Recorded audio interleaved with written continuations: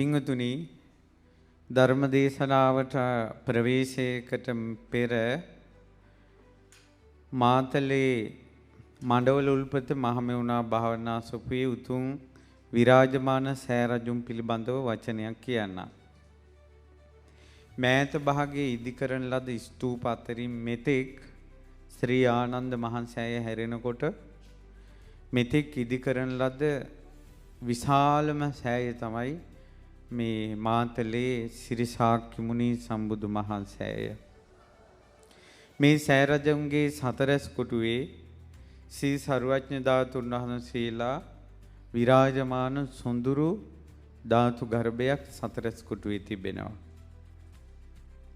අද වැනි දිනක අරහත්වයට පත් වුණ කාරුණික වූ ශාස්ත්‍රුන් වහන්සේගේ අග්‍ර උපස්ථායක වූ ධර්ම භාණ්ඩාගාරික වූ ගතිමත් දිතිමත් ඒ වගේම බොහෝ අරහත් නිකලස් ගුණයන්ගෙන් විරාජමාන ශ්‍රී ආනන්ද මහරහතන් වහන්සේගේ ධාතුන් වහන්සේලා සතරැස් කොටුවේ විරාජමාන වෙනවා. ඊළඟට මේ සෑරජානන් වහන්සේගේ ධාතු ගර්භය පේසාවල්ලු තුනේ මැත්තේ ධාතු ගර්භය ස්වර්ණමාලී මහා සෑය මොහොතකට සිහිනකින් සිහි වෙනවා වගේ තැනක්. මේ සෑ ගර්භය ඇතුලේ වටිනා සුවඳවත් අනේක සිතුවමින් සුසැඳී අනේක සිතුවමින් සුසැඳි ධාතු ගර්භයක්. භාග්‍යවතුන් වහන්සේගේ සිදුහත් උප්පත්තිය ඒ වගේම අභිනිෂ්ක්‍රමණය සම්බුද්ධත්වය පරිනිර්වාණය තනිකර දැවමය රූපයෙන් නිර්මාණය කළා තිබෙනවා. දුෂ්කර ක්‍රියාව සෛලමය ධාතු කරඬු තනිකර ගලින් කරපු ධාතු කරඬුව තුල තමයි ශ්‍රීමත් ධාතුන් වහන්සේලා විරාජමාන වෙන්නේ. නොයෙක් සිතුවම් භාග්‍යතුන් වහන්සේ ශ්‍රීපාදස්ථානයට වැඩම වීම ඇතුළු නොයෙක් සිතුවම් දෙවි දේවතාවුන් වහන්සේලා ශාස්ත්‍රුන් වහන්සේ වැඳ පුදා ගන්න ආකාරය දෙව් බමුන්ගේ පූජෝපහාර අනේක විද සිතුවම් බුදුරජාණන් වහන්සේ ශ්‍රී පාද පත්මේ තබන අයුරු ඒ වගේම නොයෙක් දෙවි දේවතාවෝ ඒ භාග්‍යවතුන් වහන්සේට සංගරුවනට උපහාර කරන අවස්ථා සිතුවම් කළ තිබෙනවා. මේ සෑය ඇතුලේ 80 මහා ශ්‍රාවකයන් වහන්සේලාගේ ප්‍රතිමා නිර්මාණය වෙලා තිබෙනවා. ඒ වගේම රහත් මෙහෙණින් වහන්සේලාගේ ප්‍රතිමා නිර්මාණය වෙලා තිබෙනවා.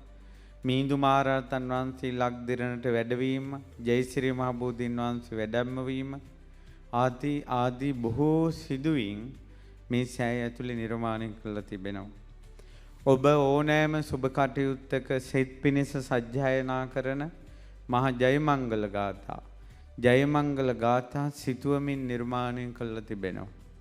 ඒ වාගේ අනේක විද නොයේක්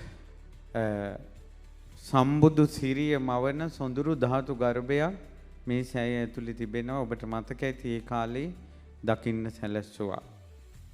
ඉතින් මේ දේශනාව ශ්‍රද්ධා රූප වාහිනියෙන් බලන අයට මේ දේශනාව සමග සිතුවම් මේ පින්වතුන් එකතු කරලා තිබෙනවා දකින්න. ඉතින් මේ වගේ උතුම් සෑරජානන් වහන්සේ නමක් ඊළඟට ගොඩාක් ධාතුන් වහන්සේලා විරාජමානයි. අවසාන දවසේ ධාතු නිදන් කරන දවසේ මට මතකයි ශ්‍රී සර්වඥ ධාතුන් වහන්සේලා 209කට අධික ධාතුන් වහන්සේලා එක දවසේ වැඩමෙව්වා. සාරිපුත්ත මුනිදුන්ගේ දලදා වහන්සේ මේ සෑරජාන් වහන්සේගේ ගර්භයේ නිදන් වෙලා තිබෙනවා. ඒ නිසා මෑත යුගයේ ඉදුණ සුවිශේෂී මහානුභාව සම්පන්න ස්තූපයක් තමයි මේ උතුම් ශ්‍රී ශාක්‍ය මුනි සම්බුදු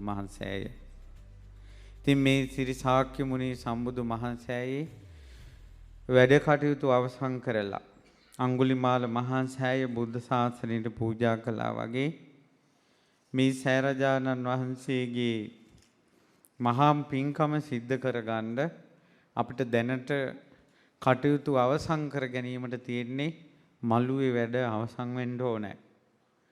නමුත් මේ ඉන්න සදහැවත් පිරිස ඔබ අනුමෝදන් වෙන්න ඕන සියලු දෙනා ශක්ති පමණින් බල පමණින් මේ විහෙර විහාර කර්මාන්තයට සම්බන්ධ වුණා. සෑ මළුවේ ගල් අල්ලා ගන්න තියෙන්නේ වර්ග අඩි 30000ක් තියෙනවා. වර්ග අඩි 6000කට විතරයි දැනට සලපතල මළුවට ගල් ගන්න අපිට මුදල් එකතු කරගන්න පුළුවන් උනේ. ඉතින් ඒ වර්ග අඩි 24000ක් 24000ක් අපිට ඉදිරියට මේ එකතු කරගන්න වෙලා තිබෙනවා. ඉතින් ඒ නිසා තමයි සෑය කටයුතු අවසන් කරගන්න ප්‍රමාද වෙලා තිබෙන්නේ. ඊළඟට සෑයේ හතරස් කොටුවේ මේ සෑයේ හතර දිසාවේ වාහල් කඩවල වැඩ කටයුතු ඉවර කරගන්න නොහැකිව කටයුතු සිදු වෙමින් පවතිනවා. නමුත් ඒ විහාරවල දොරටු වලට විශාල සරණීරු ප්‍රමාණයක් අවශ්‍ය වෙලා තිබුණා. මේ සදෑවතුන් ඒවා බාරගත්තා. රුපියල් 15000ක වටිනාකමින් යුතු ඒ සරණීරු තව 44ක් අවශ්‍යව තිබෙනවා. ඉතින් ඒ නිසා තමයි වැඩ කටයුතු සම්පූර්ණයෙන් අවසන් කරගන්න නොහැකි වෙලා තිබෙන්නේ. ජනීල සොයිබ අඟල් 66 උස ඒ සොයිබ එයක් රුපියල් 20000ක් වෙනවා. ඒ 60ක අවශ්‍යතාවය තිබෙනවා. ඊළඟට වර්ග අඩියක් 1500යි ගල් අතුරන්ඩ 24000ක වර්ග අඩි අඩුවක් තිබෙනවා. ඉතින් මේ විදිහට තමයි ওই කටයුතු ටික අවසන් කරගන්න මන්දිපාඩුව තිබෙන්නේ.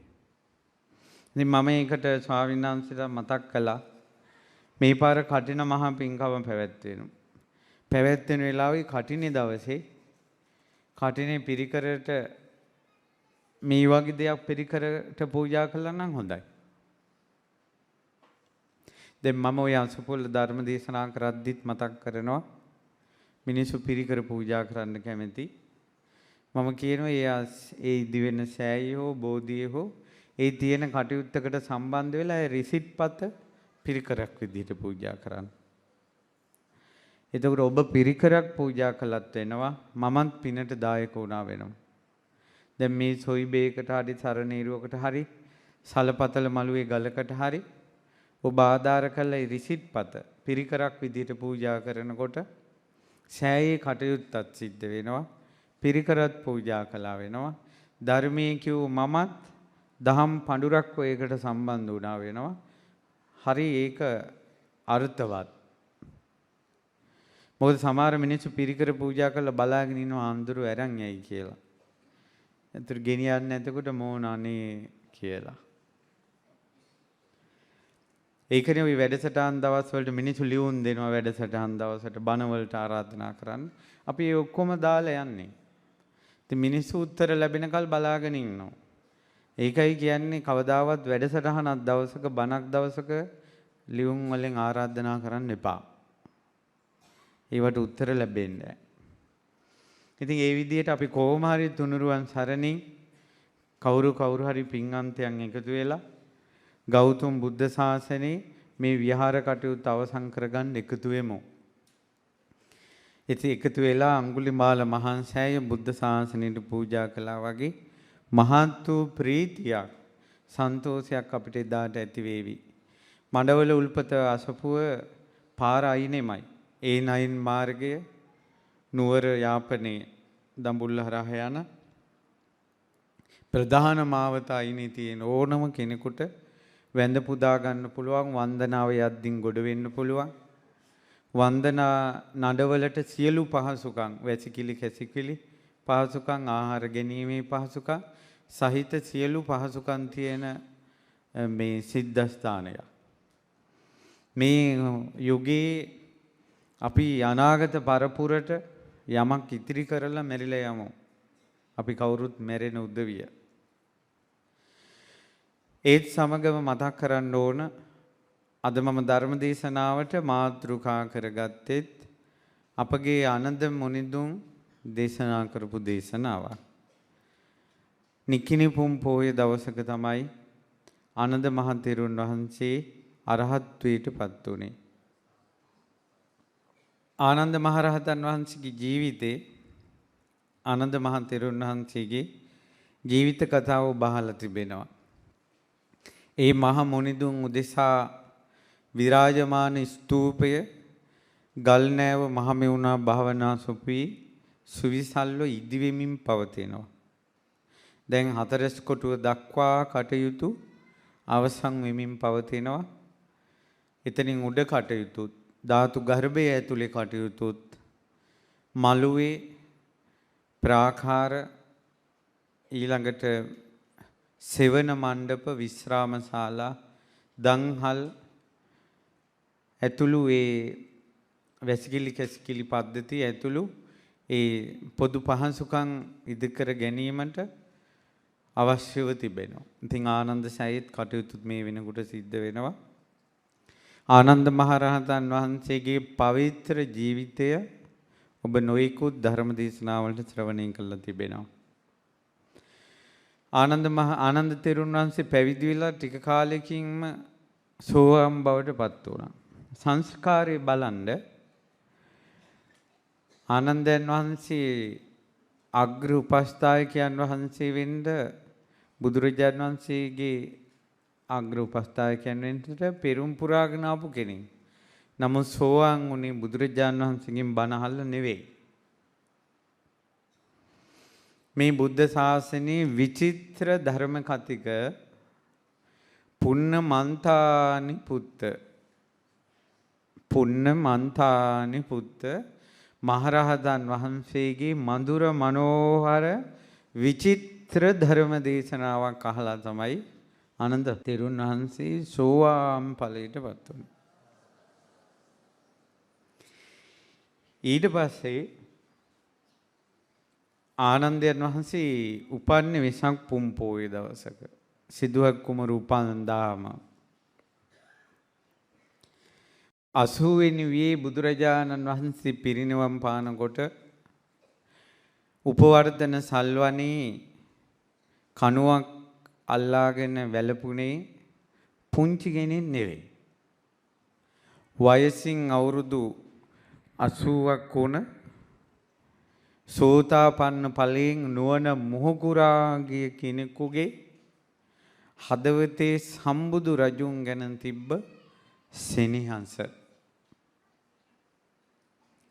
සාමාන්‍යයෙන් කඳුළු සලන් නැති වැළපෙන්නේ නැති දෙවිවරු පවා සිහිසුන්ව වැටුණා කියනවා බුදුරජාණන් වහන්සේ පිරිනිවන් පානකොට.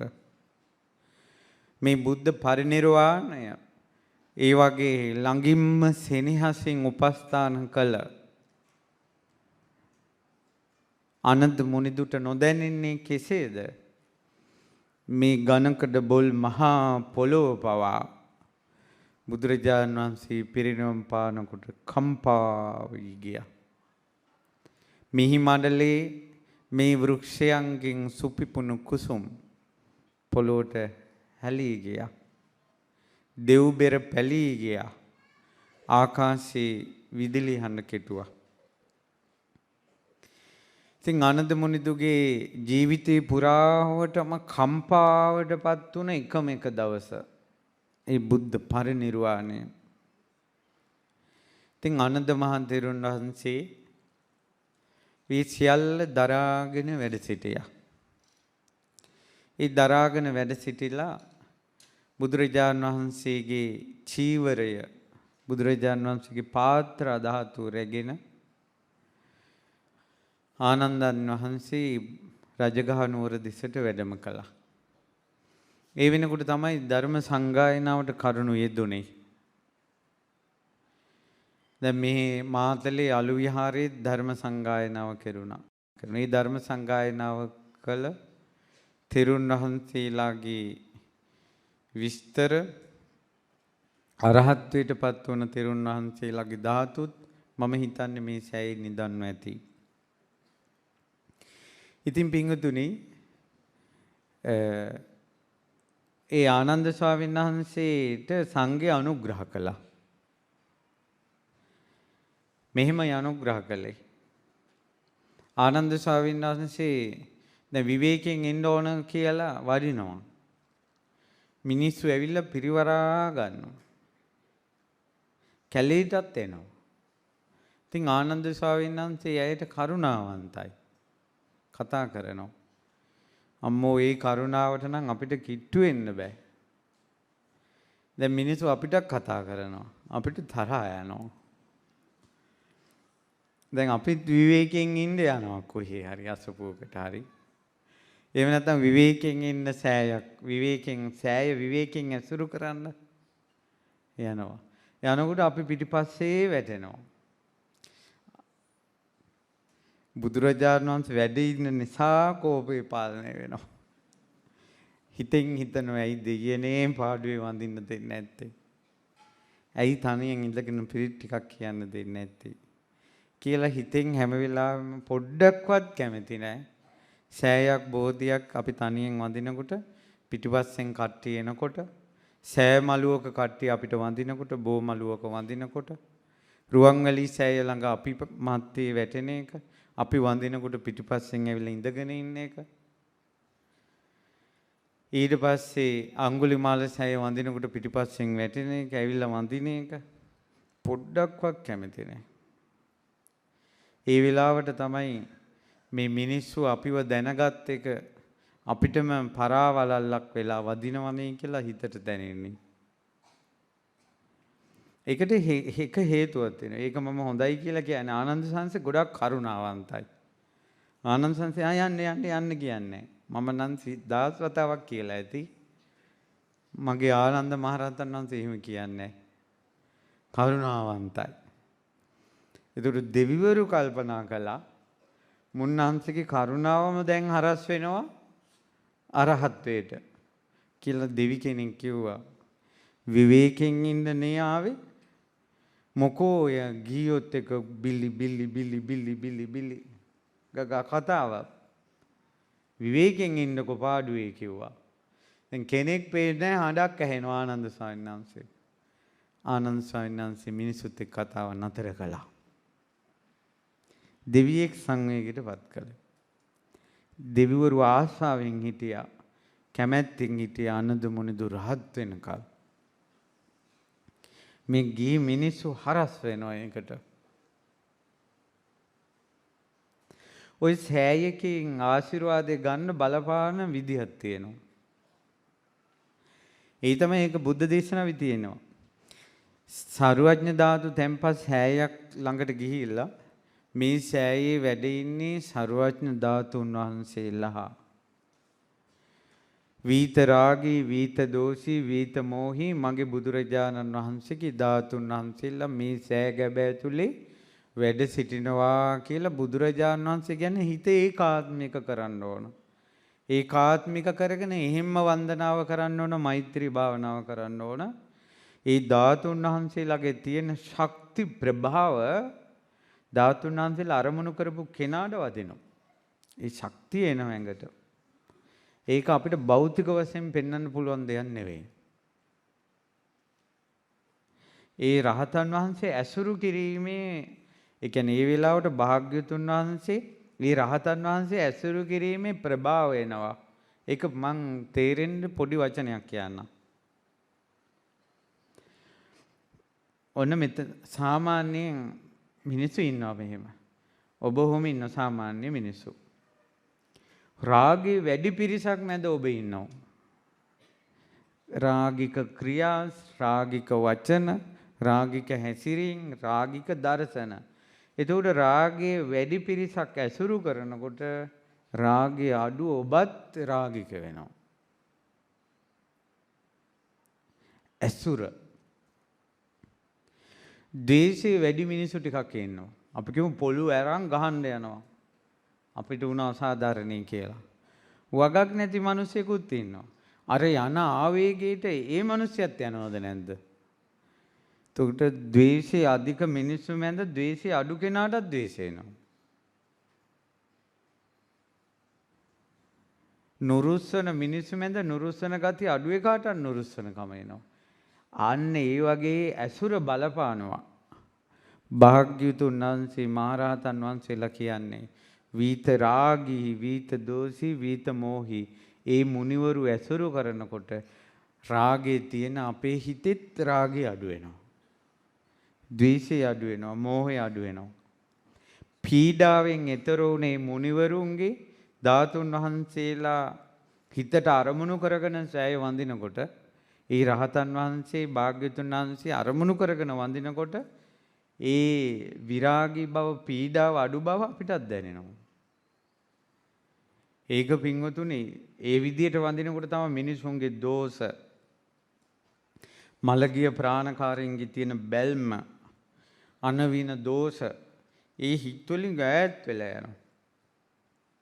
හැබැයි හොඳට අරමුණු කරන්න ඕන ධාතුන් වහන්සේ රහතන් වහන්සේ. ඔන්න ඕකට තමයි බාධා වෙන්නේ. සෑයක් වඳිනකොට ෆෝන් එක උස්සනකොට ෆොටෝ ගහනකොට ඒ ධාතුන් වහන්සේ සමග සෑය සමග රහතන් වහන්සේ සමග භාග්‍යවතුන් වහන්සේ සමග හිත ඒකාත්මික වෙන්නේ නැහැ. දැන් මෙහෙත් ස්වාමීන් වහන්සේ මට කිව්වා සමහර අය බණ අහන් ඉඳගන්දිනිද්දී වන්දනාවට ඉඳගනිද්දී සෑයට හේතු වෙලා සෑ රජාණන් වහන්සේට පිටු පාලා ඉඳ ගන්නවා. කාශ්‍යප බුදුරජාණන් වහන්සේ සම්බුදු වන බෝධිය සිහි කරගෙන කාශ්‍යප නුග බෝ සමිඳුන් මළුවේ වැඩ ඉන්නවා. ඒ බෝධියට හේතු වෙලා පන්සල් වලත් බණ අහනකොට බෝධියට හේතු වෙලා බණ අහනවා. අනේ හාමුදුරනේ මොනවද කියන්න කිව්වා. මම අපේ ස්වාමීන් වහන්සේට කිව්වා ස්වාමීන් වහන්සේ ඕකට අපි බෝඩ් ගහමු. මේ මිනිසුන්ට කිව්වට තේරෙන්නෙම නෑ. ඒ මිනිසුන්ගේ කය මෙතන හිත කොහෙවත්. ඇයි ඕක වෙන්නේ? ඒකාත්මික නෑ සෑයට. මේ ශාස්ත්‍රුන් වහන්සේගේ ධාතු තැන්පත් සෑයයි කියන සිතිවිල්ල නැති නිසාම සෑයට හේතු වෙනවා. ඒ නිසාම සෑය ආශිර්වාද දෙන්නේ නැහැ. බෝසමිඳුගේ ආශිර්වාද දෙන්නේ නැහැ. අමුතුවෙන් කිය යුතු දෙයක් නෙවෙයි ඒක. සෑයට පිටුපාන්න හොඳ නැහැ. බෝධීන් වහන්සේට පිටුපාන්න හොඳ නැහැ. සෑය දෙසට බෝසමිඳු දෙසට පාදික් කරන්න හොඳ නැහැ. කියන එක අමුතුවෙන් කිය යුතු නැහැ. සංඝයාට සුරාමේරය කියන එක තහනම් කළේ ඔය පාදික් කිරීමේ කාරණාවක් නිසා. ඔය මහා 이르දිමත් සාගත තෙරුන්ට පිරිකර විදියට මිනිස්සු ලෝණසෝරවික කියලා තෙලිජ්ජ වර්ගයක් පෙව්වා. අනේ ස්වාමීනි කියලා පොඩ දුන්නේ. ඒ ස්වාමීන් වහන්සේ පොඩ වළඳලා අවසානයේ පොඩ තමයි. හාමුදුරුවෝ පොඩ්ඩෙක් වුණා. මේ ස්වාමීන් වහන්සේ 이르දිමත් කෙනෙක් කලින් දොරටුව ළඟ වැටුණා. එදාම බුදුරජාණන් වහන්සේ එතනින් වඩිනවා. මහණෙනි මේ සාගත භික්ෂුව ගන්න කිව්වා. දෙතුන් නමක් එකතු වෙලා ඉස්සුවා. ආරාමෙට ගිහින් ඇඳක් උඩ තිබ්බා. භාග්‍යතුන් වහන්සේ මේ මල්සුන් ගත්තා. හිස්ස බුදුරජාණන් වහන්සේගේ පැත්තට පාදේ කණේ පැත්තට. මේ හාමුදුරුවෝ කැරකිලා පාදෙක බුදුරජාණන් වහන්සේගේ පැත්තට දානවා. හිස අනිත් පැත්තට දානවා. ඉතින් තුන් පාරක් කොහොම වුණා. බුදුරජාණන් වහන්සේ වදාලා සාගතට කලින් තිබ්බ සද්ධාව දැන් තියනවද කියලා ඇහුවා. අන්න බලන්න පාදයක ඒ දෙසට දැමීම භාග්‍යතුන් වහන්සේට පිටුපෑම සද්ධාවේ ප්‍රශ්නයක් විදිහටයි දැක්කේ. ඊට පස්සේ අනිත් ස්වාමීන් වහන්සේලා කියනවා ස්වාමිනී සාගතට දැන් ඒ සද්ධාව නැහැ. මෙයා කලින් නාගයෙක් দমনය කළා 이르දිමත්. දැන් දියබරියෙක්වත් අල්ලන්න පුළුවන් දැහුවා. අනේ බෑ කිව්වා. ඒ නිසා සද්ධාව නැතිවන කුසලය හානි කරන දේවල් බොන්න ඕනිද කියලා ඇහුවා. නෑ ස්වාමිනී කිව්වා. අන්න ඉදා තමයි සුරාමේරේ පානි පාචිත්‍යයන් කියලා සුරාව සංඝයාට තහනම් කළා. අවුරුදු 20කට පස්සේ බුදුරජාණන් වහන්සේ සම්බුදු වෙලා අවුරුදු 20ක් වෙනකල් එහෙම ප්‍රශ්නයක් සුරාවේ ප්‍රශ්නයක් අටගත්තේ නැහැ. කියන්නේ සිල්පදයක් පනවන්න තරම් එහෙම දෙයක් සිද්ධ වුණේ නැහැ. ඉතින් ඒ නිසා මිනිසුන්ට ඔන්න ඔහොම එකක් වෙනවා. ඉතින් හරි අපි මේ කතාව පැත්තක තියමු. ඉතින් ආනන්ද ස්වාමීන් වහන්සේ දැන් බණ භාවනා කරනවා. සංඝයාට හිතුණා ආනන්දයන් වහන්සේගේ වීරිය තව වැඩි කරන්න ඕන කියලා හිතලා සංඝයා රැස් වුණ වෙලාවක ඒ රහතන් වහන්සේලා කීවා ආයුෂ්මතිනි මෙතන කෙනෙක්ගෙන් හරි ගඳක් එනවනේ.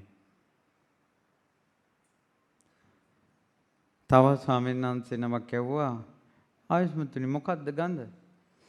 සංසාර ගඳ එනවා කිව්වා. එතන වැඩ හිටපු සියලු ස්වාමීන් වහන්සේලා රහතන් වහන්සේලා ආයි ඉපදෙන්නේ නැහැ. සසරට ආයි යන්නේ නැහැ. ආනන්දයන් වහන්සේ සෝතාපන්නයි 7 වතාවක් සසරේ තව ඉපදෙනවා. එතකොට ආනන්දයන් වහන්සේටයි මේ වැදුනේ. මම කල්පනා කළේ සෝවාන් වූ ආනන්ද තෙරුන් වහන්සේටත් රහතන් වහන්සේලා මේ තෙරුන් ළඟ සංසාර ගඳ එනවා කියලා කිව්වනම් අපි ළඟ කොච්චර සංසාර ගන්ධසාරයක් ඇතිද? අපි ළඟ කොච්චර ගන්ධසාරයක් ඇතිද? සංසාර ගඳ. මම ඒක ඔබට තේරෙන්න කියන්නම් සංසාර ගඳ කියන එක. කුෂ්ඨ හැදිච්ච බල්ලන්ගෙන් ගඳක් එනවද නැද්ද? එන්නේ නහයවල් තියනයි කියනවා එනවලු. මෙතන එක්කෙනෙක් හරි අත උස්සන්න මම ආය සංසාරේ කවදාවත් කුෂ්ඨයක් හැදෙන බල්ලෙක් වෙලා ඉපදෙන්නේ නැහැ කියලා ස්ථිරව කියන්න පුළුවන් කෙනෙක් අත උස්සන්න. එහෙනම් මේ හිතේම සංසාරේ කුෂ්ඨ බල්ලෙක් වෙන ස්වභාවය මේ හිතේ නැද්ද? එහෙනම් ඒ කුෂ්ඨ බල්ලෙක්ගෙන් ඇගෙන් විහිදෙන කුෂ්ඨ ගඳ මේ හිතේ දැන් සැඟවි නැද්ද? හරක්ගෙන් හරක් ගඳ එනවා දැන්ලා නැද්ද? ගොම ගඳ හරක් ගඳ. මෙතන කවුරු හරි කියන්න මම හරකෙක් වෙලා ඉපදෙන්නේ නැහැ කියලා. කරුණු සහිතව. ඒ හරක් ගඳ ගහන ඒ සංස්කාර සංයෝජන මේ හදවතේ තියෙනවා. ඒ ගඳ මේක ඇතුලේ තියෙනවා. උරුලෑව ගියා වගේ කියනවා. කවුරු හරි කියන්නේ මෙතනින් මම කවදාවත් උරුලෑවෙක් වෙන්නේ නැහැ කියලා. එහෙනම් උරුලෑවෙක් වෙන ස්වභාවය ඇතුලේ තියෙනවා. ඒ උරුලෑවගේ ඇඟෙන් යන ගඳ මේක ඇතුලේ තියෙනවා. ඔක තමයි අපේ ගඳ. ඊට පස්සේ ගොයම් මැස්සන්ගේ සැර ඊළඟට තුවාලයක් හැදුනට පස්සේ තුවාලවල ගඳ වයසට ගියාට පස්සේ මල මුත්‍රා ගොඩේ වැතිරිලා මිනිස්යන්ගෙන් එන ගඳ නෑවේ නැතිකොට ඇඟෙන් එන ගඳ දාඩිය ගඳ කටවල් වල ගඳ ශරීර ගඳ වාත පිට වෙනකොට එන ගඳ එවැනි ආත්ම භාව එවැනි උප්පත්ති ඔබටත් මටත් තියෙනවා. ඒ උපත නැසලා නැහැ. ඒ නිසා මේ ජීවිතයේ දිහා පරම වෛරාගී මුනිවරු බලනකොට ඒ මුනිවරුන්ට සංසාර ගඳ දැනෙනවා. මගේ බුදුරජාණන් වහන්සේ 80 මහා ශ්‍රාවකයන් පිරිවරා කොයිතරම් සුවඳ මණ්ඩපයකද වැඩ හිටියේ.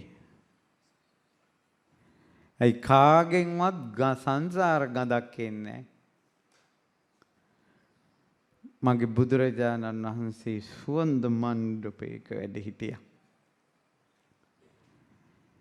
ඒ රහත් මුනිවරු තුල තිබ්බා දෙවියන්ගේ නැති සීල සුගන්ධයක්, දහම් සුගන්ධයක්, ගුණ සුගන්ධයක්. බ්‍රහ්මයන්ගේ නැති සීල සුගන්ධයක්, ගුණ සුගන්ධයක්, ධම් සුගන්ධයක්. අන්න ඔය සුවඳට ආසාවෙන් පින්වතුනි පුදන්න සුවඳ. සුවඳ හඳුන් කූරක් පිදුවත් මගේ සංසාර ගඳ නැසේවා. සීල සුගන්ධේ, ධම් සුගන්ධේ, ගුණ සුගන්ධේ ලැබේවා. සම්බුදු රජුන්ගේ සීල සුගන්ධයට, ධම් සුගන්ධයට, ගුණ සුගන්ධයට සුවඳ පූජා වේවා. මාගේද කාම දුර්ගන්ධය, කෙලෙස් දුර්ගන්ධය, දුස්සීල දුර්ගන්ධය, ඉරිසියා ක්‍රෝධ දුර්ගන්ධය මගෙන් බැහැර වේවා කියලා සුවඳ පුදන්න. එවැනි පූජාවල් කරන මිනිස්සු නිවනට ළඟයි. ඒ නිසා මේ පූජාවත් එක්ක ඒකාත්මික වෙන්න. ඒ පූජාවට ඒකාත්මික වෙන්න බැරි කතා කර කර යන නිසා. ඒතරට පූජාව කරද්දි හිතන්න බෑ. දැන් අපිට තියෙන්නේ අනිත් අය වට වෙන නිසා. නැත්නම් පූජාවක් ගත්තම හිතන්න ගන්නවා. අර මිනිස්සු ඇවිල්ලා වඳිනවා, කතා කරනවා, පිටිපස්සෙන් එනවා. ජීවමානව දැක්කලු. බණ අහනවලු. ඉතින් මම කිව්වා ඉතින් අහන්නනේ කියන්නේ කියලා. අහනවලු. සමහර මිනිස්සු අනේ ඔබ වහන්සේගේ බණට කියනවා වඳින්නත් එපා කියලා, නොවන්දත් බෑ. කියලාත් වඳ. අර කියපු බණ කියලා වඳිනවා. මෙහෙමයි ඔයාලට තරහක් නෙවෙයි. අපි ආසයි අර පූජාවත් එක්ක ඒකාත්මික වෙන්න. අපි දක්ෂ නෑ අර ඔක්කොම බැලන්ස් කරගන්න. මම දක්ෂ නෑ. ඔබ දක්ෂයි නම් ඔබ hina වෙවි කතා කර කර ෆොටෝ ගගා සෑය වඳින්න. ඒ පූජාවත් එක්ක රහතන් වහන්සේලා එහෙම හිත ඒකාත්මික කරන්න පුළුවන් නම්. ඒකනේ වැටකොළු මල් 4ක් අරගෙන ගිය කෙනා පුදන්න කලින් මැරිලා දෙව්ලොව ඉපදුනේ ඒකාත්මික වුණා සෑයත් එක්ක. එයාට ගොනා ඇවිල්ලා අනිනකොට එයාගේ හිත තිබ්බේ ඇඟේ නෙවෙයි සෑයේ. බුදුරජාණන් වහන්සේ ළඟ හිත තිබ්බේ. විමානවත්තු කියවන්නකෝ. මා කැලේ යනකොට පැරණි ගරා වැටුණ සෑයක් දැකලා අනේ මේ ශාස්ත්‍රුන් වහන්සේගේ ධාතු සෑයයි. අන්න හිත කියන්නේ දෙතෙන්න.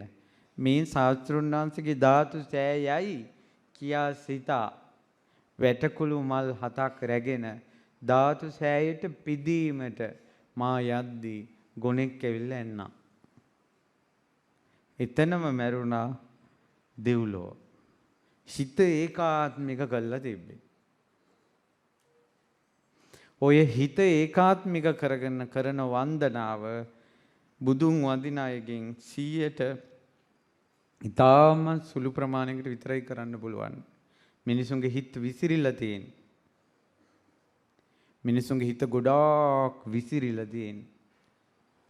හිත විසිරුණ මිනිස්සු කරන පින්කම් වලින් ඒ මිනිස්සු දෙව්ලොව ඉපදුනොත් ඉපදෙන්නේ පිරිවර, දෙව් පිරිවර ඇතුලේ ඉපදෙන්නේ දිව්‍ය රාජයෙක් වෙන්නේ.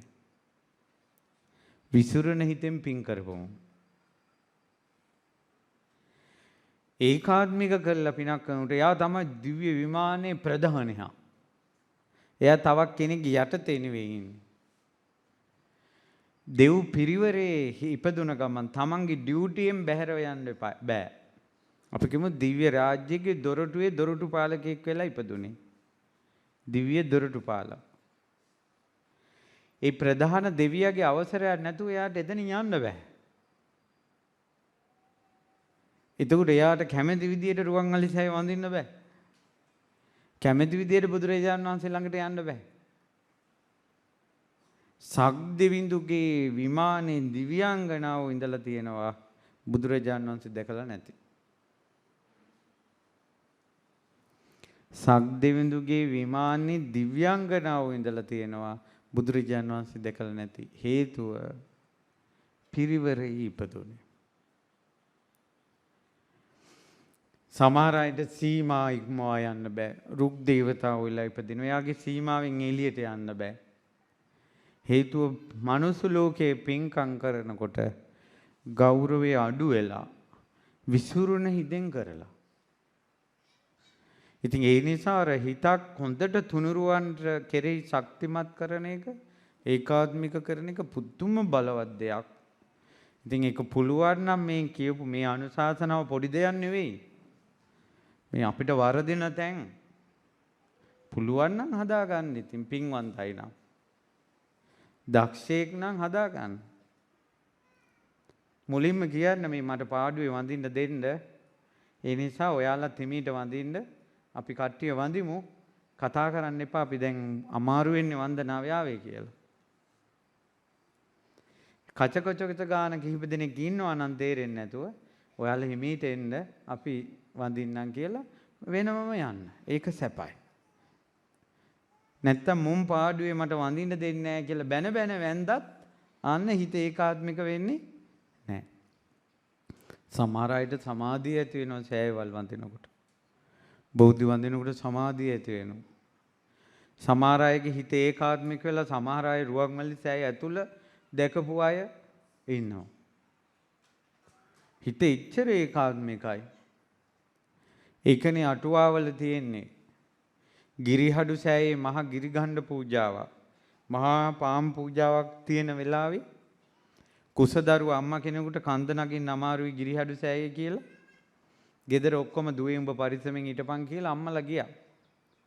එයාගේ ගෙදෙට්ට ඈත කන්දේ පහම් පත්තු කරලා ලස්සන සෑය පේනවා. අනේ ශාස්ත්‍රුන් වහන්සේගේ කේශ ධාතු තෙම්පත් සෑයයිනේ කියලා ඒ ගෙදර එළිය පුටුවේ තියාගෙන මෙහෙම ඇස් දෙක පියාගෙන සීකර කර ඉන්නවා කේශ ධාතු වන්දනාව.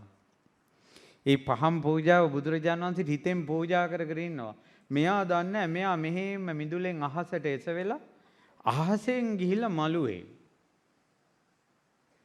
එයාගේ ඇඟ පුළුන් රොදක් වාගේ ඉස්සිලා හිත තිබ්බ තැනට කය ගියා. හිත තිබ්බ තැනට කය ගියා. අම්මලා අරෙන් කන්ද නැගගෙන එන උට කෙල්ල සෑය වඳිනවා. ඉතින් අහනවා දුවේ උඹ කොහමද ආවේ? අම්මේ මම දන්නේ නැහැ. මම මේ සෑරජන් වංශය ගැන හිටියේ මම දැන් මෙතන කියලා. අන්න අරුන්දලා දැන් කතාව පටන් ගත්තා නේද? අහසින් ගිය උන්දටත් පයින් එන්න උනා ගෙදර. ඇයි? අර වාතාව ඉච්චිටික. දුවේ උඹ කොහමද ආවේ? නේද? සංසාරේ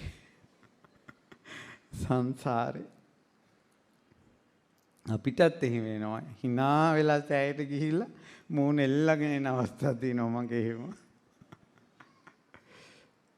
අපේ ගුණවත්කම් මදි. ඉතින් ආනන්ද අපි කතාව අමතක කරන්න එපා. ආනන්ද ස්වාමීන් වහන්සේගේ හිතට එක වැදුනා සංසාර ගඳ කියන එක. උන්වහන්සේ වීරියෙන් භාවනා කළා. නිකිනේ පොම්පෝයේ දවසට කලින් දවසේ රාත්‍රියේ භාවනා කරලා ඇඳේ සැතපෙන්න. ඇඳේ අසුංගන පාදයක බිමින් ඉස්සුවා. හිස කොට්ටෙට පාත් කළා. පාදක පොළවෙන් ඉස්සිලා හිස කොට්ටෙට ලං වෙන්න කලින් ඒ ඉරියව්වෙම රහත් වුණා. ඒ විදියට අරහත් වෙටපත් වෙච්ච එකම රහතන් වහන්සේ. ඉතින් දීර්ඝායුෂ වැඩි හිටියා.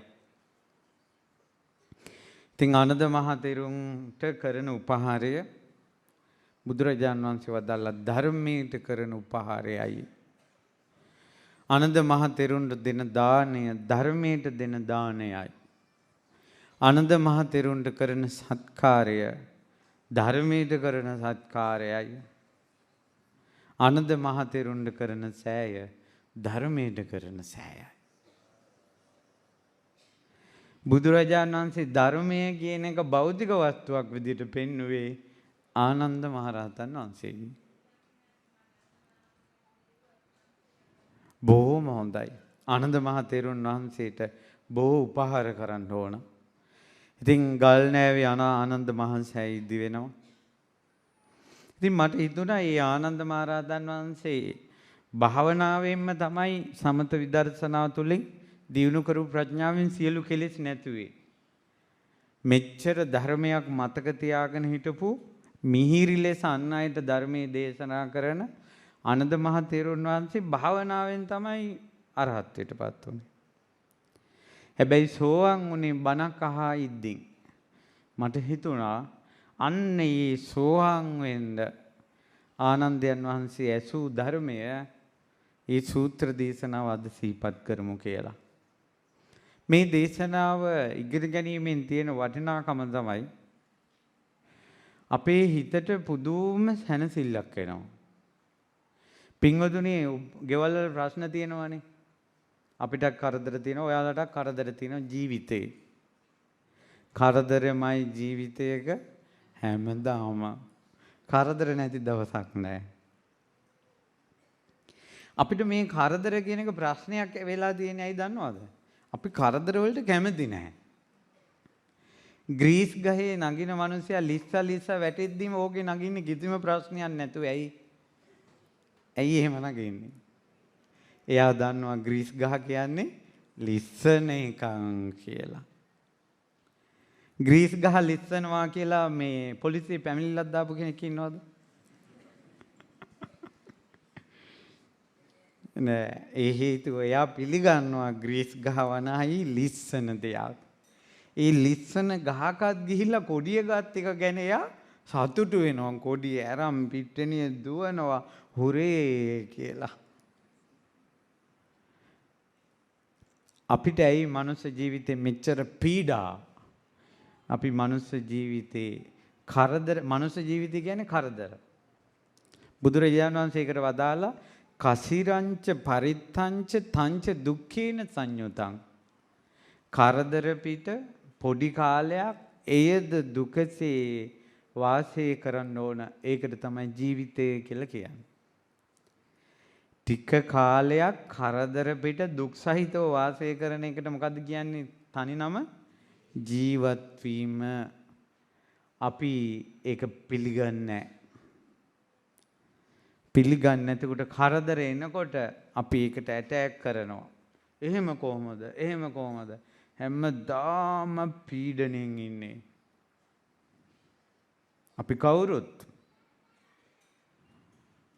මනුස්ස ලෝකේ කරදර සහිත ලෝකයක් කියලා ඒ නුවණ මිනිස්සෙකුට එන්නේ හොඳ මානසිකාරයක් තියෙන්න ඕන. ඒකට එයා ඒකට ඔරොත්තු දෙනවා.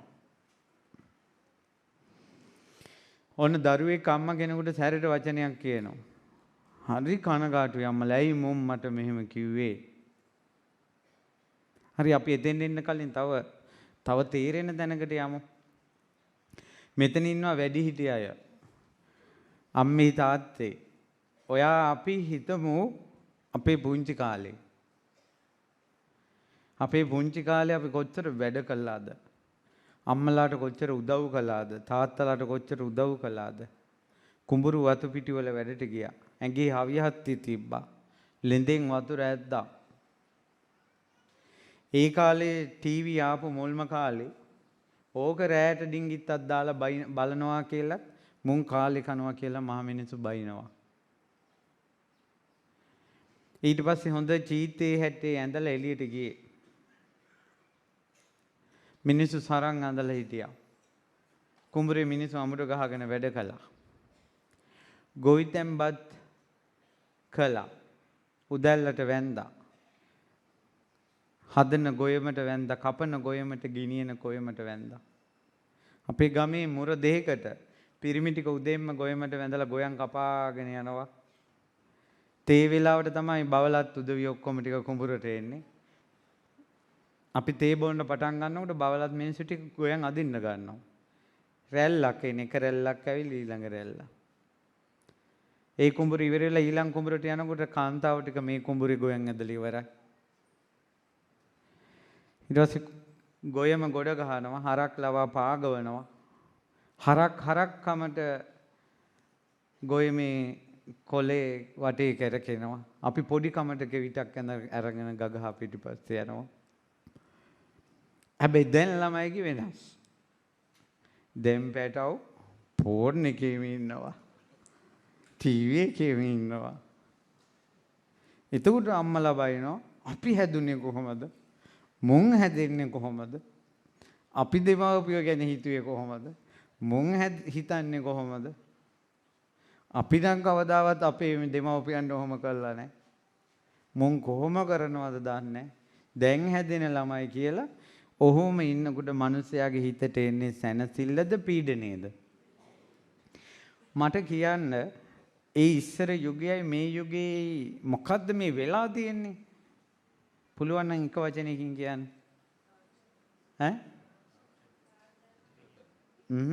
ආවේ නෑ.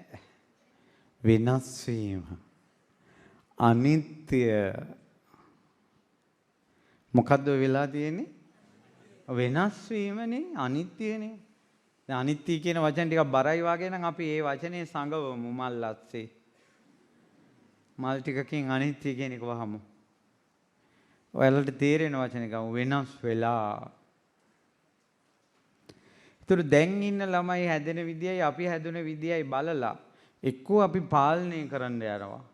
එක්කෝ අපි ඒකට ආගියු කරනවා විරුද්ධව කටයුතු කරනවා. ඔහොම එපා කියලා.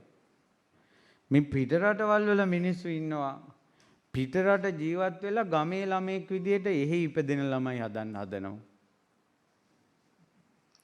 අමුඩයක් අඳවලා යවයිද දන්නේ නැහැ කොලීජියට. එච්චර හිතනවා ඒ හේතුව අනිත්‍යයි කියන එක දැනෙන්නේ නැහැ හිතෙන්නේ නැහැ. ඒතර මට කියන්න වෙනස් වීම කියන එක තියෙන්නේ එයට විරුද්ධ වෙන්නද පාලනය කරන්නද ඒකත් එක්ක ඇටැක් කරන්නද අවබෝධ කරන්නද? අනිත්‍ය තියෙන්නේ අවබෝධ කරන්න. වෙනස් වී යන සමාජය ඒ අනිත්‍ය ස්වභාවය අවබෝධ කරන්න තියෙද්දී ඒකට විරුද්ධ වීම පාලනය කිරීම ඇටැක් කරන්න යෑම නිසාම පීඩනයෙන් මනුස්සයා වාසය කරන. පුදුම පීඩනයකින් ඉන්නේ. මම උදාහරණයක් දෙනවා ඔබට. මේ චූටි පැටව දුවේ පුතේ. දැන් මේ පැටව අම්මලා ළඟ තාත්තලා ළඟ ඉන්නවා චූටි පැටව. ওই චූටි කාලේ. ওই ළමයි ටික ලොකු වෙනවා. දැන් 10 11 පන්තියේ. 10 11 පන්තියේ ළමයි අම්මලා තාත්තලා ළඟද බනහන්න ගියාම ඉන්නේ යාළුවෝ ළඟද? අන්න ටිකක් දුර වුණා. කැම්පස් යනකොට උන් එහෙම ගැන්සියකට යනවා. කසාද බඳිනවා. ජෝඩුව බනහන්න එනවා. ජෝඩුව බනහන්න එනකොට අම්මලා ළඟද ඉන්නේ යාළුවෝ ළඟද ඉන්නේ නෝනා මහත්තයා ළඟද? නෝනා මහත්තයා ළඟ. හරි. ආච්චිලා කියලා වෙනවා. ඒතර ඔය මොනුබුරොත් එක්ක ඔය අයිනකට වෙලා. දැන් මට කියන්න. ඔකට මොකද්ද කියන තනි වචනේ? වෙනස් වීම අනිත්‍ය. මෙතන අම්මෙක් සිටිනවා. මෙතන තාත්තෙක් සිටිනවා මෙහෙම හිතන. මම පොඩි කාලේ ඉඳලා මන් ළඟ දැවටි හිටියා. අසත්පුරුෂ යාළුවෝ නිසා මගේ කොල්ලා මගෙන් ඈත් වුණා. කෙල්ල මගෙන් ඈත් වුණා. කසාද බැන්දට පස්සේ යේලිගේ වචනේ ඇහුවා මගේ කොල්ලා. බෑනම් අපේ කෙල්ලට එන්න දෙන්නේ නැහැ ළඟට කියලා අර අනිත්‍ය කියන එකට වෙනම අර්ථකථන ටිකක් දාගෙන සුවසේද වාසය කරන්නේ දුකසේද? දුකසේම ඉන්නවා. අපේ ළමයි මට මෙහෙම කළා කියලා. ඔන්න තරුණ වියේදී කොල්ලෙක් කෙල්ලෙක් යාළු වෙනවා. මම නැති දේවල් නෙවෙයි කියන්නේ තියෙන ඒවා. එතකොට යාළුවන මුල් කාලේ මැසේජ් ගහනවා. දැන් ඉස්සරලා නම් හිටියා ඔන්න තවත් එකක්. ඉස්සර හිටියා බෝ කරලා. ඔන්න අම්මලාට මතක් වුණා පටස් ගාලා. මූණු පිළිලා ගියා අම්මලාගේ.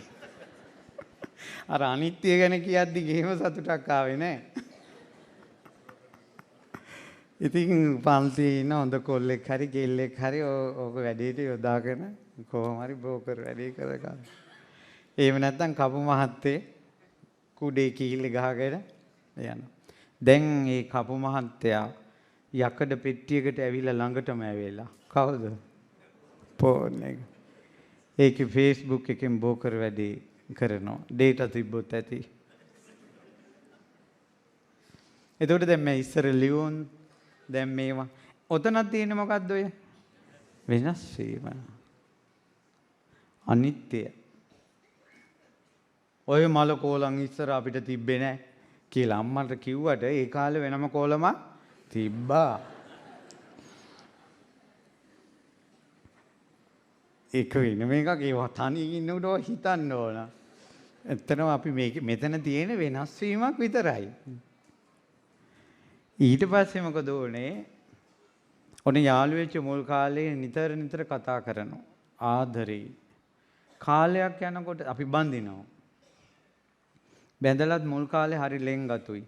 පස්සේ එහෙම ටික ඒ ලෙන්ගතුකම අඩු වෙලා යනවා.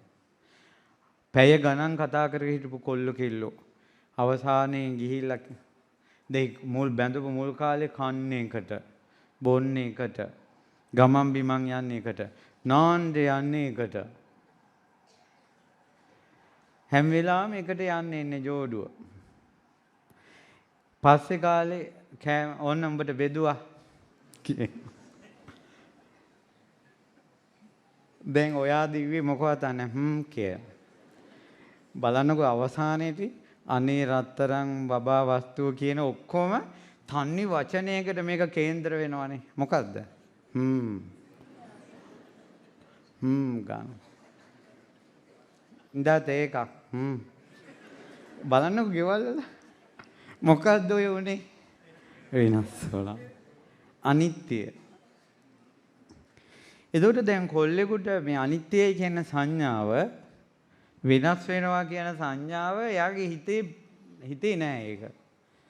එතකොට ඒ බැඳපු කාලේ යාළු වෙච්ච කාලෙම හිටපු ආදරේ සෙනෙහස ලෙන්ගතුකම ඇඟැලුම් කම්පෑම දිගටම යා බලාපොරොත්තු වෙනවා. ඊට පස්සේ අපි නිවුස් වලින් ගමු උදාහරණයක්. ඔන්න තරුණ කොල්ලේ කෙල්ල අනියම් සම්බන්ධතාවයක් කියලා බෙල්ල කපලා පොලිසියට බෙල්ල අරන් ගියා කෙල්ලගේ. එයාගේ ආදරේ හැමදාම එක විදිහට තියෙයි කියලා හිතුවා. නමුත් කෙල්ල වෙනස් වුණා.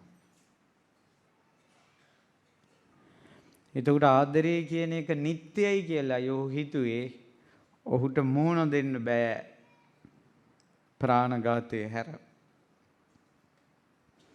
මොකද තියෙන කාරණාව තමයි ඔය වෛරයට මොහු එකවරක් ඈගේ ගෙලසින්දා ඈ මරුණේ වෛරයෙන් නම් ඈ ගිහි ගමනක් මොහුගේ ගෙල සිඳීද?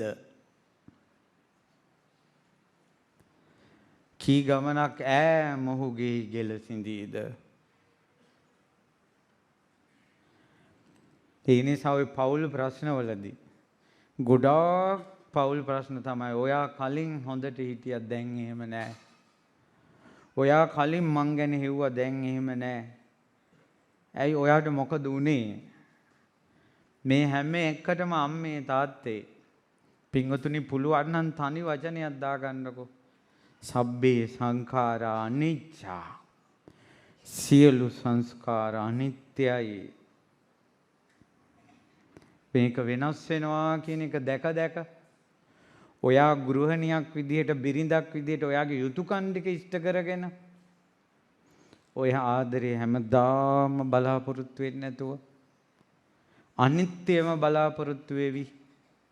මේ දරුවන්ගේ සෙනෙහස හැමදාම බලාපොරොත්තු වෙන්නේ නැතුව අනිත්‍ය බලාපොරොත්තු වෙවි. හොඳ නම හැමදාම බලාපොරොත්තු වෙන්නේ නැතුව අනිත්‍යම බලාපොරොත්තු වෙවි. ලාභ යසායස නින්දා ප්‍රශංසා සැප දුක. අද මම එනකොට ප්‍රවෘත්තියක් ඇහුණා.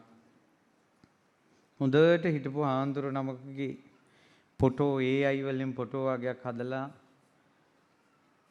දාලා කියලා ඒ ආන්දර හරි කනගාටුවටපත් වෙලා සීද්දි වෙනසාගෙන. ඉතින් අපිට එන හොඳත් නිට්ටිය නෑ. නරකත් නිට්ටිය නෑ. මේ අනිත්‍යයි කියන එක. මේකට ඔරොත්තු දෙන එක හාමුදුරු නමක් ළඟවත් තිබ්බේ නැත්තම් මේ ජීවිතේ හැටි කල් පවතින්නේ නැහැ. මේ ජීවිතේ නම් ඒ හැටි කල් නොපැවතුනට කමක් නැහැ. මැරුණාට පස්සේ හොඳ තැනකට යනවා නම් මරණින් මත්තේ යන්නේ තවත් කල්යාණ මිත්‍රයෝ ළඟටද? සුරක්ෂිත තැනකටද? කොච්චර භයානක සංසාරයක්ද? දැන් අපි කියමු ඒ වගේ කෙනෙක් මැරිලා ගිහිල්ලා අරාබියේ ඉපදුණා. ලංකාවට වෛර කරන හිතකින් මැරිලා ගිහිල්ලා අරාබියක ඉපදුණා කියන්නේ.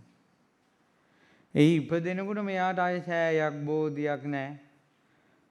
බණපද ඇහෙන්නේ නැහැ. පිනක් කුසලයක් නැහැ. වෙනම ලෝකයක් එතන. ඉතින් ඒ නිසා පින්වතුනි අනිත්‍ය අපිට ගොඩාක් තියෙනවා. අපි ළඟ ඇසුරු කරන අය. අපි එක එක්කෙනාට ආදරය වෙන්නේ, සෙනෙහස වෙන්නේ, ලෙන්ගතු වෙන්නේ. එයාලගේ එක එක හොඳ ගතිගුණත් එක්ක අපි පෑහෙනවා. මෙයා හොඳ කෙනෙක්, මෙයා ගුණවත් කෙනෙක්, මෙයාට මං ගැන තේරෙනවා, මෙයාට තේරුම් ගන්න පුළුවන්, මෙයා මගේ ධාතු ස්වභාවයත් එක්ක ගැලපෙනවා, අපි හොඳට සෙට් වෙන චරිත කියලා. සෙට් වෙන චරිත වුණත් අනිත්‍යමයි. ඒතර පොඩි වෙනස්කමකදී හිත ගැටෙනවා, හිත කම්පා වෙනවා. මම හිතුවේ නෑ ඔයා මට මෙහෙම කරයි කියලා. ඇයි ඒ? එහෙම හිතන කෙනා අනිත්‍යයි කියන එක ඇතුළට කාවද්දාගෙන නැහැ. මම මේ කියන්නේ මටත් තියෙන ප්‍රශ්න, ඔබටත් තියෙන ප්‍රශ්න. මම මේකෙන් මිදිලා නෙවෙයි. නමුත් දහම අපි මොදවන දහමක් තියෙනවා. ඉතින් මම මේක ගත්තේ නැත්තම් මමත් විඳවයි, ඔබ ගත්තේ නැත්තම් ඔබවත් විඳවයි. ඒ නිසා පින්වතුනි යුතුයකම් ඉෂ්ට කරන්න ඕන, අනිත්‍ය කියන එක දකින්න ඕන. ඔයාලා ගෙදර 5 දෙනෙක් හිටියට ওই 5 දෙනා ලෝක 5කින් ආවේ. මම මෙච්චර බන කියන මටවත් මගේ අම්මගේ තාත්තගේ අදහස් ඉෂ්ට කරන්න බැරි වුණා. ඒ දෙමව්පියෝ මාව හැදුවේ හාමුදුරුවමක් කරන්න නෙවෙයි. ඒ වුණාට මම ඉරණමට ගියා. දෛවයට ගියා. එහෙනම් ඔබගේ දරුවෝ 3 දෙනා ඉරණම් 3කට යන්න බැරිද? දෛවයේ 3කට යන්න බැරිද? ඔය ඉරණමට විරුද්ධව, දෛවයට විරුද්ධව ඔබ කරන ප්‍රාර්ථනා හමාගෙන යන සුළඟ දැලකින් නවත්තන්න හදනවා වගේ. දැලකින් නවත්තන්න හදනවා. එහෙම නෙවෙයි අම්මේ තාත්තේ. දරුවන්ට යුතුයකම් ඉෂ්ට කරමු. අනිත්‍යයි කියලා අවබෝධ කරගමු. ස්වාමියාට යුතුයකම් ඉෂ්ට කරමු. අනිත්‍යයි කියලා අවබෝධ කරගමු. මොනුබුරු මිනිබිරියන්ට යුතුයකම් ඉෂ්ට කරමු. අනිත්‍යයි කියලා අවබෝධ කරගමු. අනිත්‍යයට ආදරය කරමු, සෙනෙහස දෙමු. අනිත්‍යයි කියලා අවබෝධ කරගමු. එහෙම වුණොත් හිත සැනසෙයි. නැත්තම් මේක මගේ දැන් ඔයාලම බලන්න මේ මම කියන හැඟීමත් එක්ක වෙනස් වෙන්නේ නැහැ කියන මට ඕන. දැන් අම්මලා තාත්තලා හිතන්නේ දරුවෝ අපිට ඕන විදිහට ඉන්න ඕන. මගේ නෝනා මට ඕන විදිහට ඉන්න ඕන. මහත්තුරු හිතනවා. නෝන්ලා හිතනවා මගේ මහත්තයා මට ඕන විදිහට ඉන්න ඕන. රස්සාව කරන තැන මට ඕන විදිහට තියෙන්න ඕන. හැම වෙලාවෙම අපි තමන්ගේ වසඟේ අනිත්‍යය පවත්වන්න හදනවා. ආදරේ පවා. වැඩි ඕනේ සිල් රැකීම පවා. ඔය ගොඩාක් අය සිල් රැක ගන්න අමාරුවයි. ගොඩාක් දුකින් ඉන්නේ මට සිල් රැක ගන්න බෑ කියලා. එයා හිතනවා මගේ එක අදිෂ්ඨානෙන් සීලය සම්පූර්ණයෙන්ම රැකෙන්න ඕන. සීලය කියන එක ආත්මයි කියලා හිතනවා. එහෙම නෑ, හේතු සකස් වෙනකොටයි ඵලය හට ගන්න. ගොඩක් අය දුකසේ ඉන්නේ සීල් රකින්න ගිහිල්ලා. කරගන්න බෑ කියලා. භාවනා කරන්න ගිහිල්ලා දුකසේ ඉන්නවා. කරගන්න බෑ කියලා. ඒකේ යථාර්ථය විදර්ශනාව වැටෙන්නේ අනිත්‍යයි. මේක අපිට ඕන විදිහට කරන්න බෑ. අපිට තියෙන වීරිය කිරීම. හේතුඵල අනුවයි සකස් වෙන්නේ. මම නෙවෙයි, මගේ නෙවෙයි, මගේ ආත්මේ නෙවෙයි. අම්මේ තාත්තේ ඔයා දරුවාට ජීවේ දුන්න පමණින් ওই දරුවා ඔබට ඕන විදිහට පවත්වන්න බෑ. රම්ම්‍ය සුරම්ම්‍ය සුබ කියන මාලිගා 3ක් හදලා සුද්ධෝදන මහරජුරවන්ටවත් සිදුවත් කුමරු තමන්ගේ රූල්ස් වලට තියාගන්න බැරුව. මහා බෝධිසත්වයන්ටවත් අම්මා තාත්තගේ ප්‍රාර්ථනා ඉෂ්ට කරන්න බැරි වුණා. මහා බෝධිසත්වයෝ ඉරණමට ගියා. දෛවයට ගියා. ඇයි ඔබ ඒකට හරස් වෙන්නේ? ඇයි මේ මටම මෙහෙම වුණා මගේ දරුවෝ මට සලකන්නේ මොන් හිතන්නේ හොඳට හිටපු අය මෙහෙම වුණා කිකිය බුදුම හිතවල ගින්දර බලන්නකෝ. ඕක තමයි ලෝකේ ග්‍රීස් ගහ කියලා හිතන්නකෝ ලිස්සෙනවා මේක. අපි හිතන්න පුරුදු වුණොත් හරි. ඉතින් ආනන්ද ස්වාමීන් වහන්සේ දේශනා කළා මේ ආනන්ද සූත්‍රය සවැත් නුවර ආනන්දයන් වහන්සේ වැඩ සිටිද්දී භික්ෂු සංඝයා හරි මනාපයි අපගේ ආනන්ද තෙරුන්ට පිරිවරා ගන්නවා. ඒක හරි අමුතු දෙයක්. ආනන්ද ස්වාමීන් වහන්සේ කියන්නේ සුවඳ මලක් වගේ සංගරුවන බඹරු වගේ වට වෙනවා. ආනන්ද මහ තෙරුන් කියන්නේ සීතල පැම් පොකුණක් වගේ පිපාසිතයෝ ලං වෙනවා. ඉතින් ආනන්ද ස්වාමීන් වහන්සේ තනියෙන් එළියේ බහැලා ඔය විවේකයෙන් ඉන්නකොට මේම තැන් වලින් මතුවෙන්නේ කට්ටිය වට කර ගන්නවා. එකල්හි ආනන්ද මහ තෙරුන් වහන්සේ ප්‍රිය ආයස්මතුනි කියලා ආනන්දයන් වහන්සේට කතා කළා. කතා කළා ආනන්ද ස්වාමීන් වහන්සේ කියා හිටිනවා ආනන්ද ස්වාමීන් වහන්සේ සංඝයාට කතා කළේ ආයස්මතුනි කියලා. දැන් සංඝයා කතාව අහන්න ආසයි. කියනවා පුන්නෝ නාම ආවුසෝ ආයස්මා මන්තානි පුත්තෝ ප්‍රිය ආයස්මතුනි ආයස්මන් පුන්න මන්තානි පුත්තයන් වහන්සේ අම්මහකන් නවකානං සතං බහූපකාරෝ හෝති. අපි වාගේ අලුත් ස්වාමීන් වහන්සේලාට හරියට උපකාර කරනවා ආයස්මතුනි. සෝ අම්මේ ඉමිනා ඕවාදේන ඕවදීති. උන්වහන්සේ අපිට මෙන්න මේ විදිහට හොඳට අවවාද කළා. උපාදාය අවසෝ ආනන්ද අස්මීති හෝති නෝ අනුපාදාය. ආනන්දේනි උපාදාන වුණොත් බැඳුනොත් ග්‍රහණය කරගත්තොත් තමයි මම කියලා හැඟීම එන්නේ. මම වෙමි කියන හැඟීම එන්නේ. ග්‍රහණය වුණ නැත්තම් නෙවෙයි.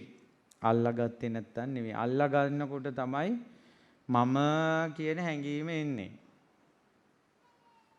අල්ලාගත්තේ නැත්තම් නෙවෙයි. දැන් මේක විස්තර කරනවා. ආයුෂ්මත් ආනන්ද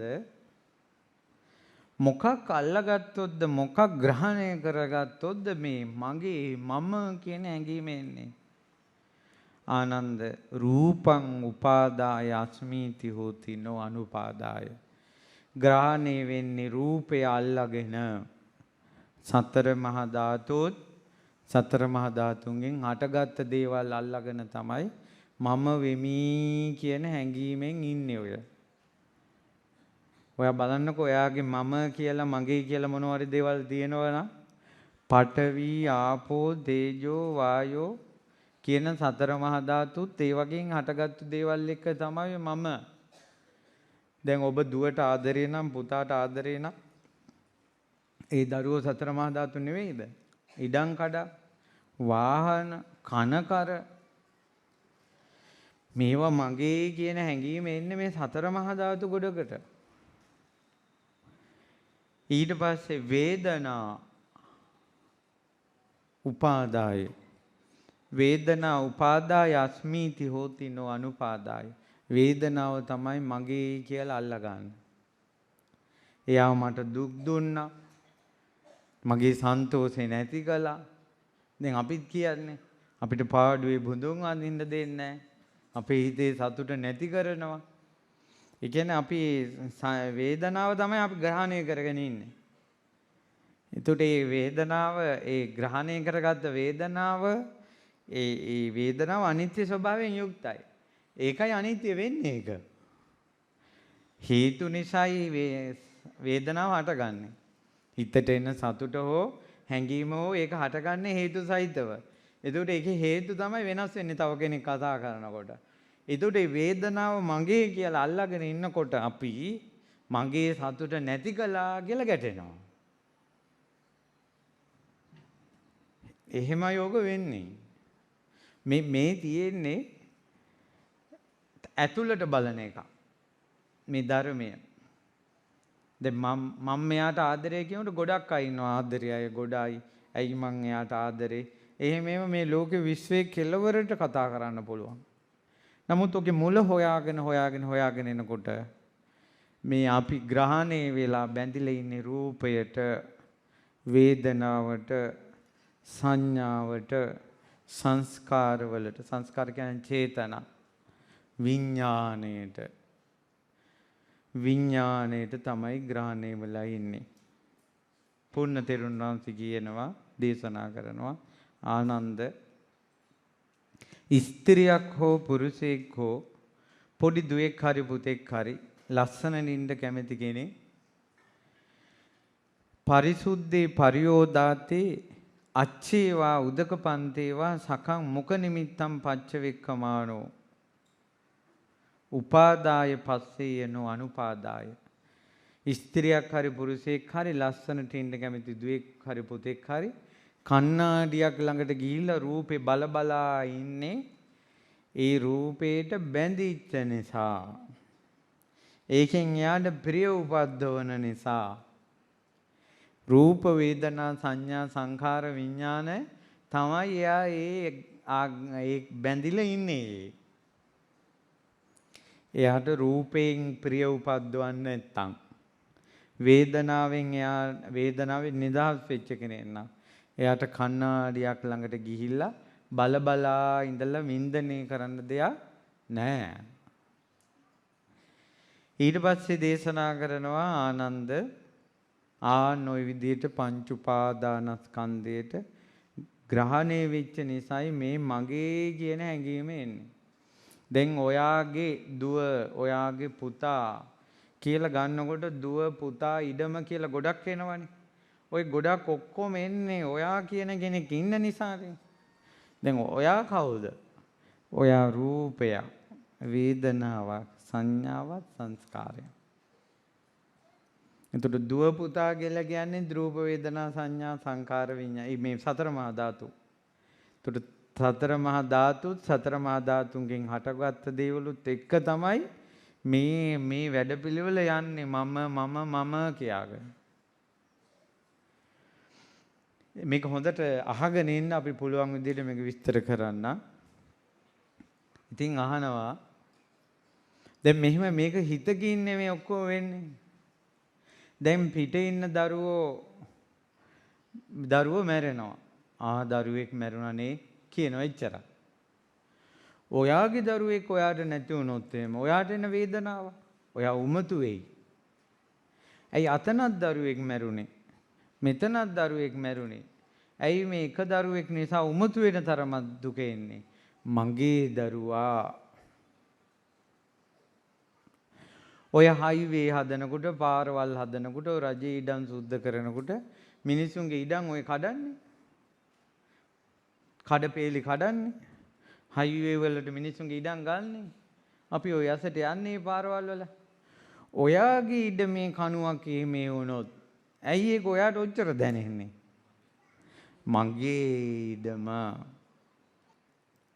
ඉස්කෝලේ යන ළමයි, ටියුෂන් වල ළමයි, කැම්පස් වල ළමයි ওই ප්‍රේම සම්බන්ධ හදා ගන්නවා.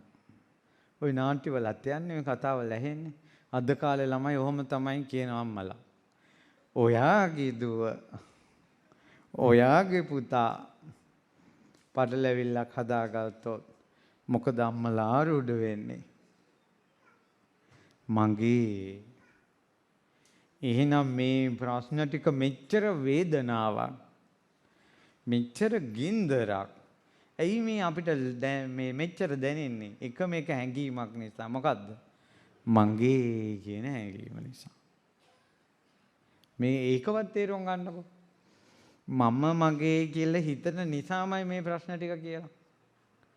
ඔයාගේ යාළුවෙක්ගේ, ඔය අම්මගේ, ඔය තාත්තගේ යාළුවෙක්ගේ දුවෙක් ඕ පුතේ ප්‍රේම සම්බන්ධයක් හටගෙන ඔය ඒ අය ඔයාට කිව්වොත් ඔයා කියන්නේ නැද්ද නංගියේ ඔකට කලබල වෙන්න එපා. ඕක ඉවසන්න අද කාලේ හැටිවම තමයි අපි ළමයාට කරුණු කාරණා තේරුම් කරමු කියලා මේන් ඔයා මහ ලොක්කා වගේ අවවාද කරනවා. ඔයාගේ දුවගේ ප්‍රශ්නයක් වුණොත් දැක්කද මේ මගේ කියන තැනමයි මේ ප්‍රශ්නෙට අපි අහුනේ වේපචිත්ති බන්ධනය වගේ. මතක තියාගන්න දුක තියෙන්නේ හිතන විදිහත් එක්ක. සතුට නැති වෙන්නේ හිතන විදිහත් එක්ක. ඒකයි හිතන විදිහම හදාගන්න ඕන. හිතන විදිය හදන එකම දේ මොකද්ද? ධර්මය. බුදුරජාණන් වහන්සේගේ ධර්මයෙන් තමයි හිතන විදිය හදන්නේ. පැහැදිලිද? ඔන්න වේපචිත්ති බන්ධනේ මේ වගේ සුරාසුර යුද්ධයක් ඇති වුණා. ඒ සුරාසුර යුද්ධයේදී සක්‍ර දේවේන්ද්‍රයා දෙවිවරුන්ට කිව්වා නෙදුක්වරුනි සුරාසුර යුද්ධය හටගත්තා. මේ යුද්ධයෙන් අපි ජයග්‍රහණය කළොත් වේපචිත්තිගේ කකුල් දෙකයි අත් දෙකයි බෙල්ලයි කියන පස් තැනින් බැඳලා සුධර්මා දිව්‍ය සභාවට රැගෙනෙන්න ඕන. වේපචිත්ති අසුරේන්ද්‍රයා අසුර පිරිස කැඳෙව්වා. අසුරේනි සුරාසුර යුද්ධය හටගත්තා.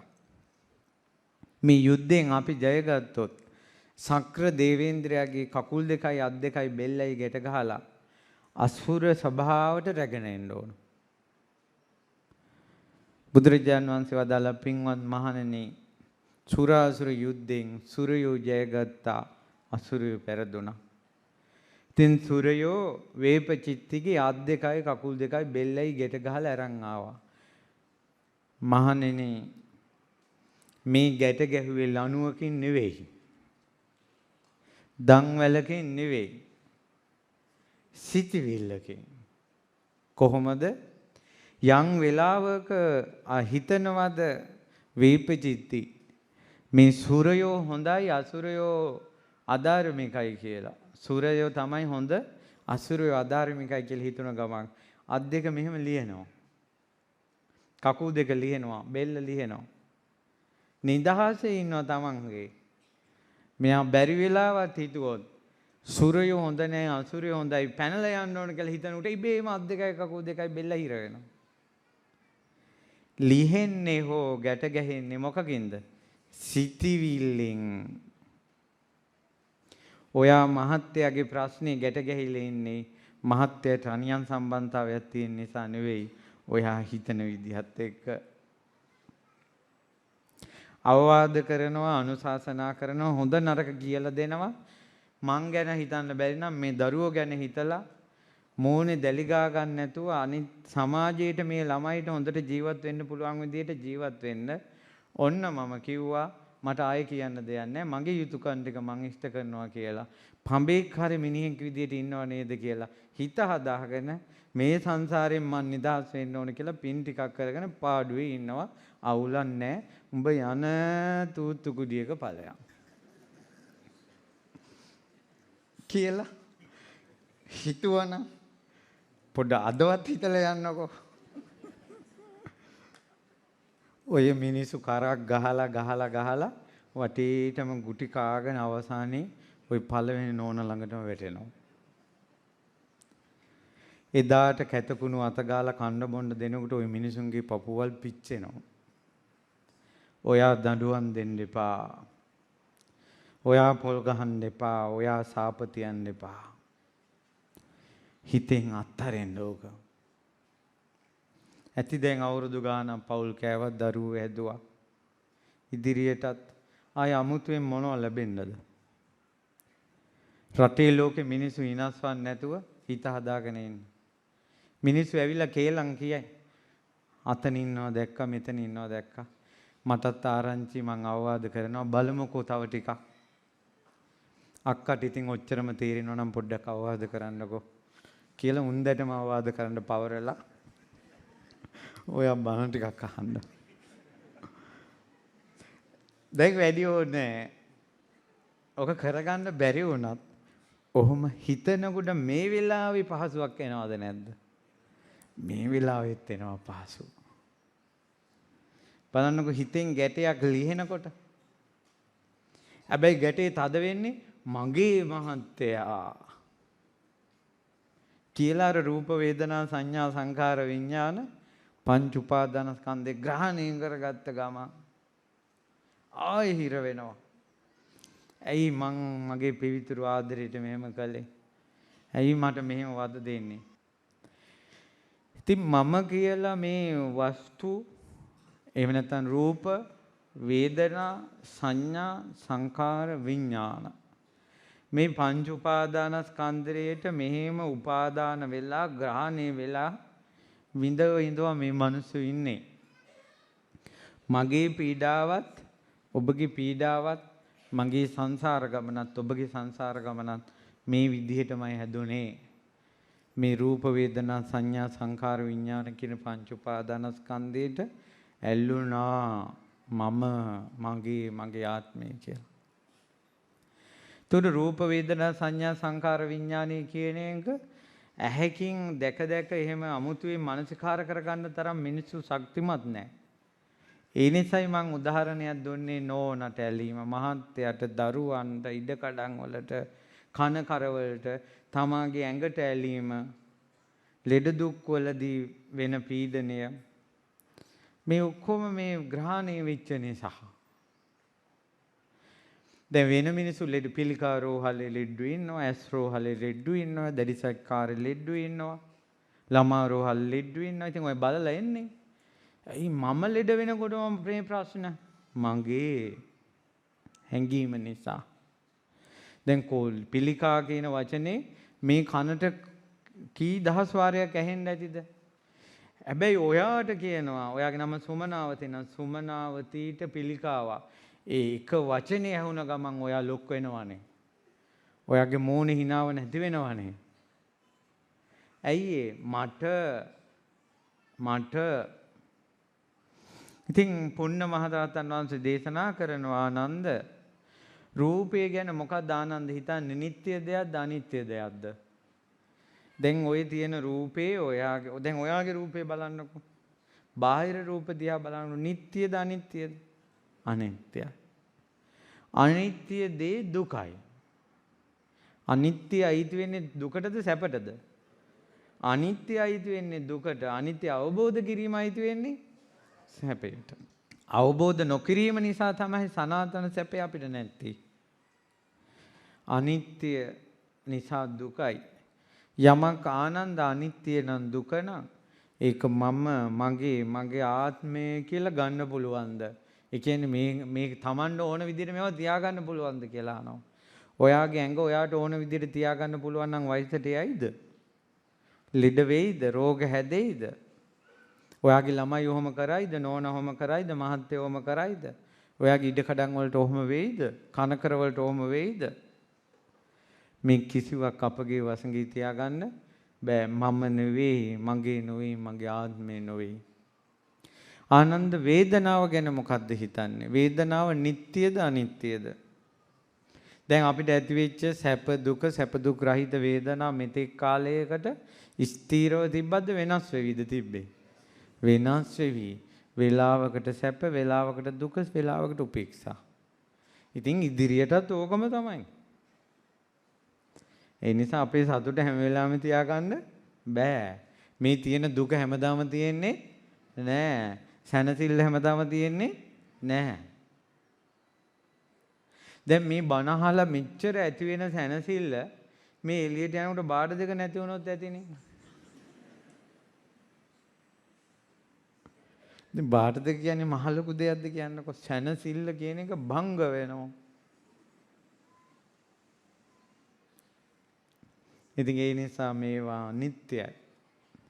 සංඥාව අනිත්‍යයි. අනිත්‍ය දේ දුකයි. මේ අවබෝධ කරන්න තියෙන දුක කියන්නේ දුක මෙතන මේ දුක කියලා කියන්නේ අනිත්‍ය දේ දුකයි. අනිත්‍ය නම් දුක නම් වෙනස් වෙනවා නම් ඒක මම නෙවෙයි, මගේ නෙවෙයි, මගේ ආත්මය නෙවෙයි. ඔයාගේ දරුවා ඔයාගේ නොවෙන්නේ ඔයාගේ ඥාන නැති නිසා නෙවෙයි. දරුවා අනිත්‍ය නිසා. එයා වෙනස් වෙන නිසා. විපරිණාමයටපත් වෙන නිසා. ඒ නිසා ඔයාගේ දරුවා ඔයාගේ වසඟේ පවත්වන්න බෑ. ඔයාගේ නෝනා ඔයාගේ නොවෙන්නේ විවාහ සාධකයේ ප්‍රශ්නයන් නිසා නෙවෙයි. ඔයාගේ නෝනා අනිත්‍ය නිසා. වෙනස් වෙන නිසා. අන්‍ය ස්වභාවයකටපත් වෙන නිසා. ඒ නිසා ඔයාගේ වසඟේ තියාගන්න බෑ. මම නෙවෙයි, මගේ නෙවෙයි, මගේ ආත්මය නෙවෙයි. වේදනාව, සංඥාව, සංකාර, චේතනා. දැන් ඉස්සර මම භාවනා කළා, දැන් භාවනා කරන්න බෑ. ඔය ඉස්සර හිත එකඟ වෙච්ච ඒ ස්වභාවයේ සංස්කාරය නිට්ටයයි කියලා හිතනවා. ඒක අනිත්‍යයි. සමහර අයට තියෙනවා ජීවිතේ එකම එක වතාව සමාධිය ඇති වෙලා මැරෙනකල් ඇති වෙන්නේ නැහැ. සමහර කාල තියෙනවා හොඳට භාවනාව වැඩෙන. සමහර කාල තියෙනවා හිත පුදුම විදියට විසිරෙන. කෙලෙස් උනත් එහෙමනේ. සමහර කාල තියෙනවා රාගය එක දිගට වැඩි වෙනවා. ඔය සත්තුන්ගේ ජීවිත වගේ. කාලෙකදී කෙලෙස් අධික වෙනවා මනසේ. කාලෙකදී අඩු වෙලා යනවා. මේ රාගය පවා අනිත්‍යයි. ද්වේෂය පවා අනිත්‍යයි. මෝහය පවා අනිත්‍යයි. මේ සංස්කාරය අනිත්‍යයි. ඒක දකින්න කියනවා මේක අනිත්‍ය වෙලා යනවා කියලා. ඊට පස්සේ විඥාණය අනිත්‍යයි. ඉතින් මේ පුන්න තෙරුණාංශ දේශනා කරන ආනන්ද යම්කිසි රූපයක් අතීතයේ හෝ වේවා අනාගතයේ හෝ වේවා වර්තමානයේ හෝ වේවා ඔයාලා බලන්න ඔයාලගේ ජීවිතේ ওই කාල තුනට තමයි ඔයාලා බලන්නේ. එක්ක අතීතයේ සිද්ධි, අනාගතේ ප්‍රාර්ථනා කරන දේවල්, වර්තමානයේ දේවල්. දැන් ওই ළමයි ඉගෙන ගන්න එතකොට ඔයාලා හිතන්නේ මේ ළමයිට අනාගතේ මොනව වෙයිද? අපි නැති වුණොත් මොකක් වෙයිද? කිකිය ඔය අනාගතේ තමයි ප්‍රාර්ථනා කර කර මේ පංච උපාස්කන්ධේ ගොඩනගා ගන්න. අතීත අනාගත වර්තමාන හැම තැනකම තියෙන අනිත්‍ය රූප වේදනා සංඥා සංකාර විඥාන. දුර ළඟ යම් දුරේ සම්තිකේවා. ඒකේ තියෙනවා අතීත අනාගත පච්චුප්පන්නං අජ්ජත්තං වා බහිද්ධාවා. ආධ්‍යාත්මික වශයෙන් රූප වේදනා සංඥා සංකාර විඥාන. බාහිර වශයෙන් රූප වේදනා සංඥා සංකාර විඥාන. ගොරෝසු රූප වේදනා සංඥා සංකාර විඥාන. සියුම් රූප වේදනා සංඥා සංකාර විඥාන. ඊළඟට හීන ප්‍රනීත දුර ළඟ ඔයි කොයි ආකාරයෙන් පංච උපාදානස්කන්ධේ හටගත්තත් ඒ මම නෙවෙයි, මගේ නෙවෙයි, මගේ ආත්මේ නෙවෙයි කියලා කල්පනා කරන්න තියෙනවා. ඒතකොට මම කියන හැඟීම නැති කරගන්න නම් මේක අනිත්‍ය, දුක්ඛ, අනාත්මය අවබෝධ කරන්න ඕන. මම නෙවෙයි, මගේ නෙවෙයි, මගේ ආත්මේ නෙවෙයි කියලා. ඒකට සතර මහා ධාතුන්ගෙන් හටගත්ත රූපය ගැන හොඳට මේ රූපේ අනිත්‍ය දකින්න ඕන. ඊට පස්සේ කියනවා මේ විදිහට සුතවත් ආර්ය ශ්‍රාවකයා අවබෝධ කළොත් රූපස්මින් පිනිම්බින්දති. රූපය ගැන කලකිරෙනවා. වේදනාව ගැන කලකිරෙනවා. සංඥාව ගැන කලකිරෙනවා. සංස්කාර ගැන කලකිරෙනවා. විඥානය ගැන කලකිරෙනවා. අවබෝධයෙන්ම තමයි කලකිරීම හටගන්නේ. නිබ්බින්දං විරජ්‍යති. එතකොට නොයැලෙනවා. විරාගා විමුච්ඡති. එතකොට නිදහස් වෙනවා. විමුක්තස්මින් විමුක්තമിതി ඥානං හෝති. නිදහස් වුණොත් තමන්ඩම ඥානය ඇති වෙනවා. කීනා ජාති ඉපදීම සෙවුනා. උසිතම් බ්‍රහ්මචර්යයන් නිවන් මඟ සම්පූර්ණ කළා. කතං කරණීයං කළ යුතු දේ කළා. නාපරං ඉත්තත්තායාති ප්‍රජානාති. ආ ඉදිරියට කරන්න දෙයක් නැහැ කියලා.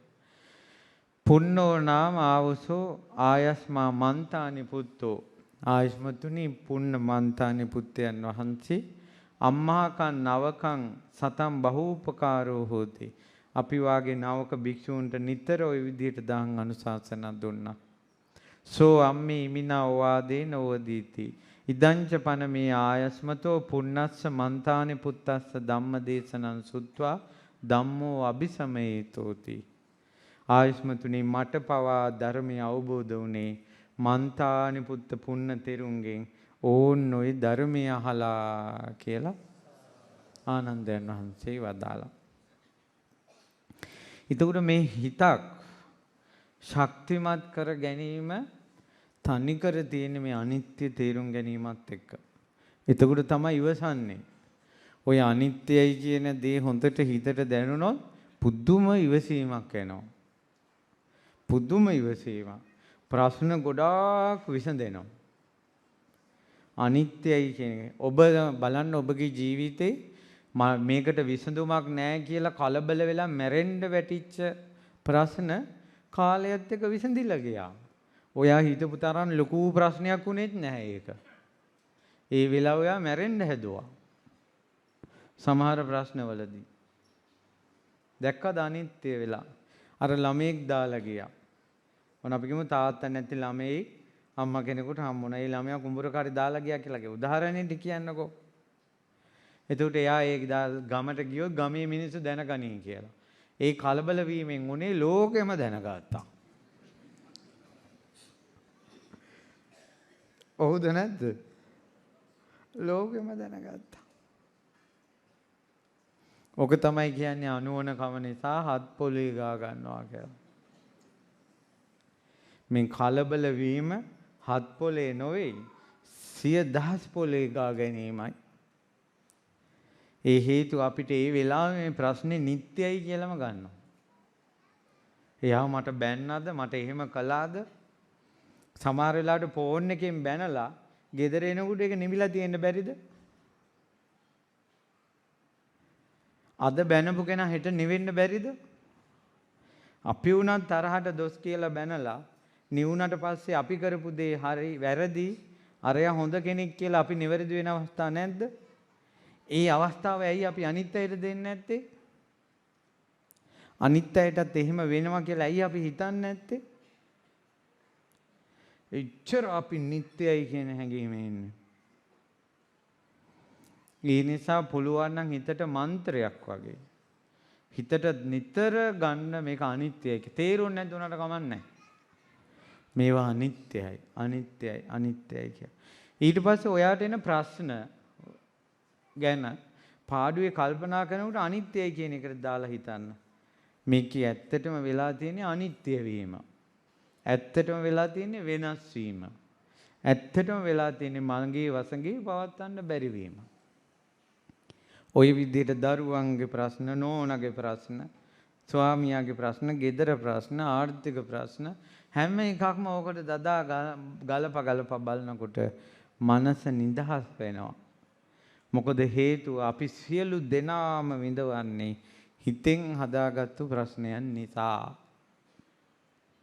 හිතෙන් හදාගත්තු ප්‍රශ්නයන් නිසා. සමහර බැනුම් අපේ ඇඟේ වදින්නෙත් නැහැ. කවුරුත් අපිට කියලාත් නැහැ. හිතෙන්මයි මේක.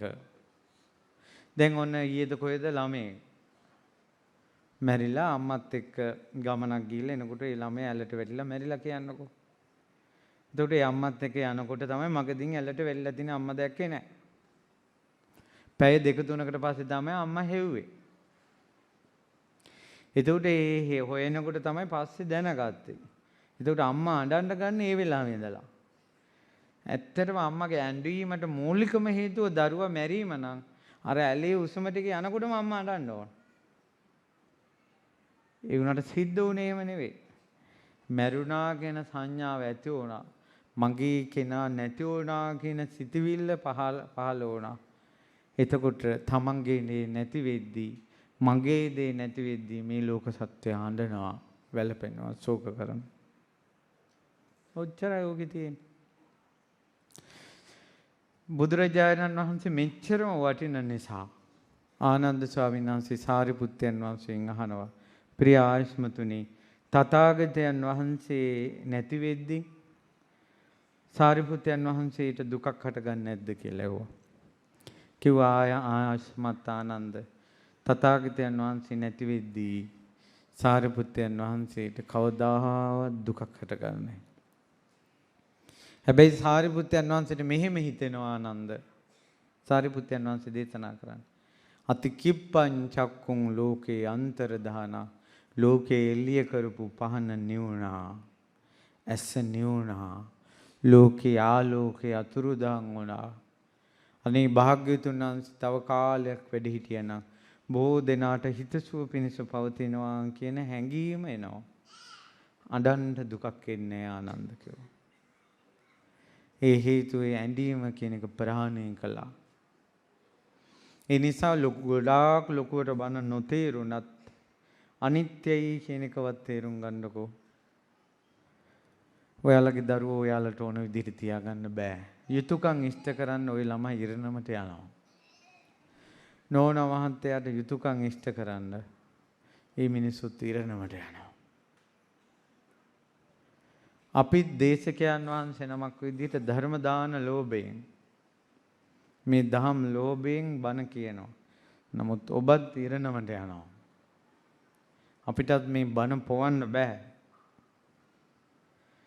ඒ නිසා මෙතන හැම දැනගම තියෙන අනිත්‍ය, දුක, අනාත්මය වසඟේ පවත්වන්න බෑ. මේ විහෙර විහාර පවා කාලයක් එනවද නැද්ද පස් ගොඩක් වෙන?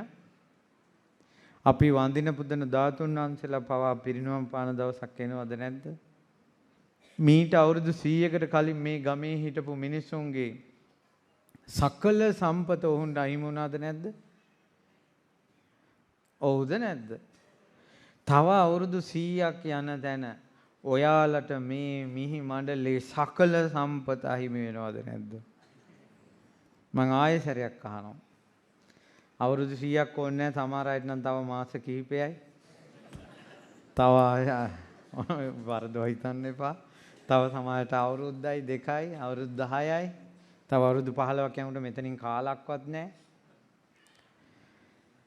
මේ ඉන්න චූටි පැටියාට පවා ඔබගේ තුරුලේ ඉන්න චූටි හරහට වඩාගෙන ඉන්න දරුවාට පවා තව අවුරුදු 100ක් යනකොට මේ මිහි මඩලේ සියලු දේවල් අහිමි වෙනවා. හොඳ නැද්ද දැම්ම සූදානම් වුණොත් මේක අනිත්‍යයි කියලා. අතහැරලා යන්න සිද්ධ වෙනවා කියලා. යන ලෝකෙට කුසල් වැඩුවොත් හොඳ නැද්ද?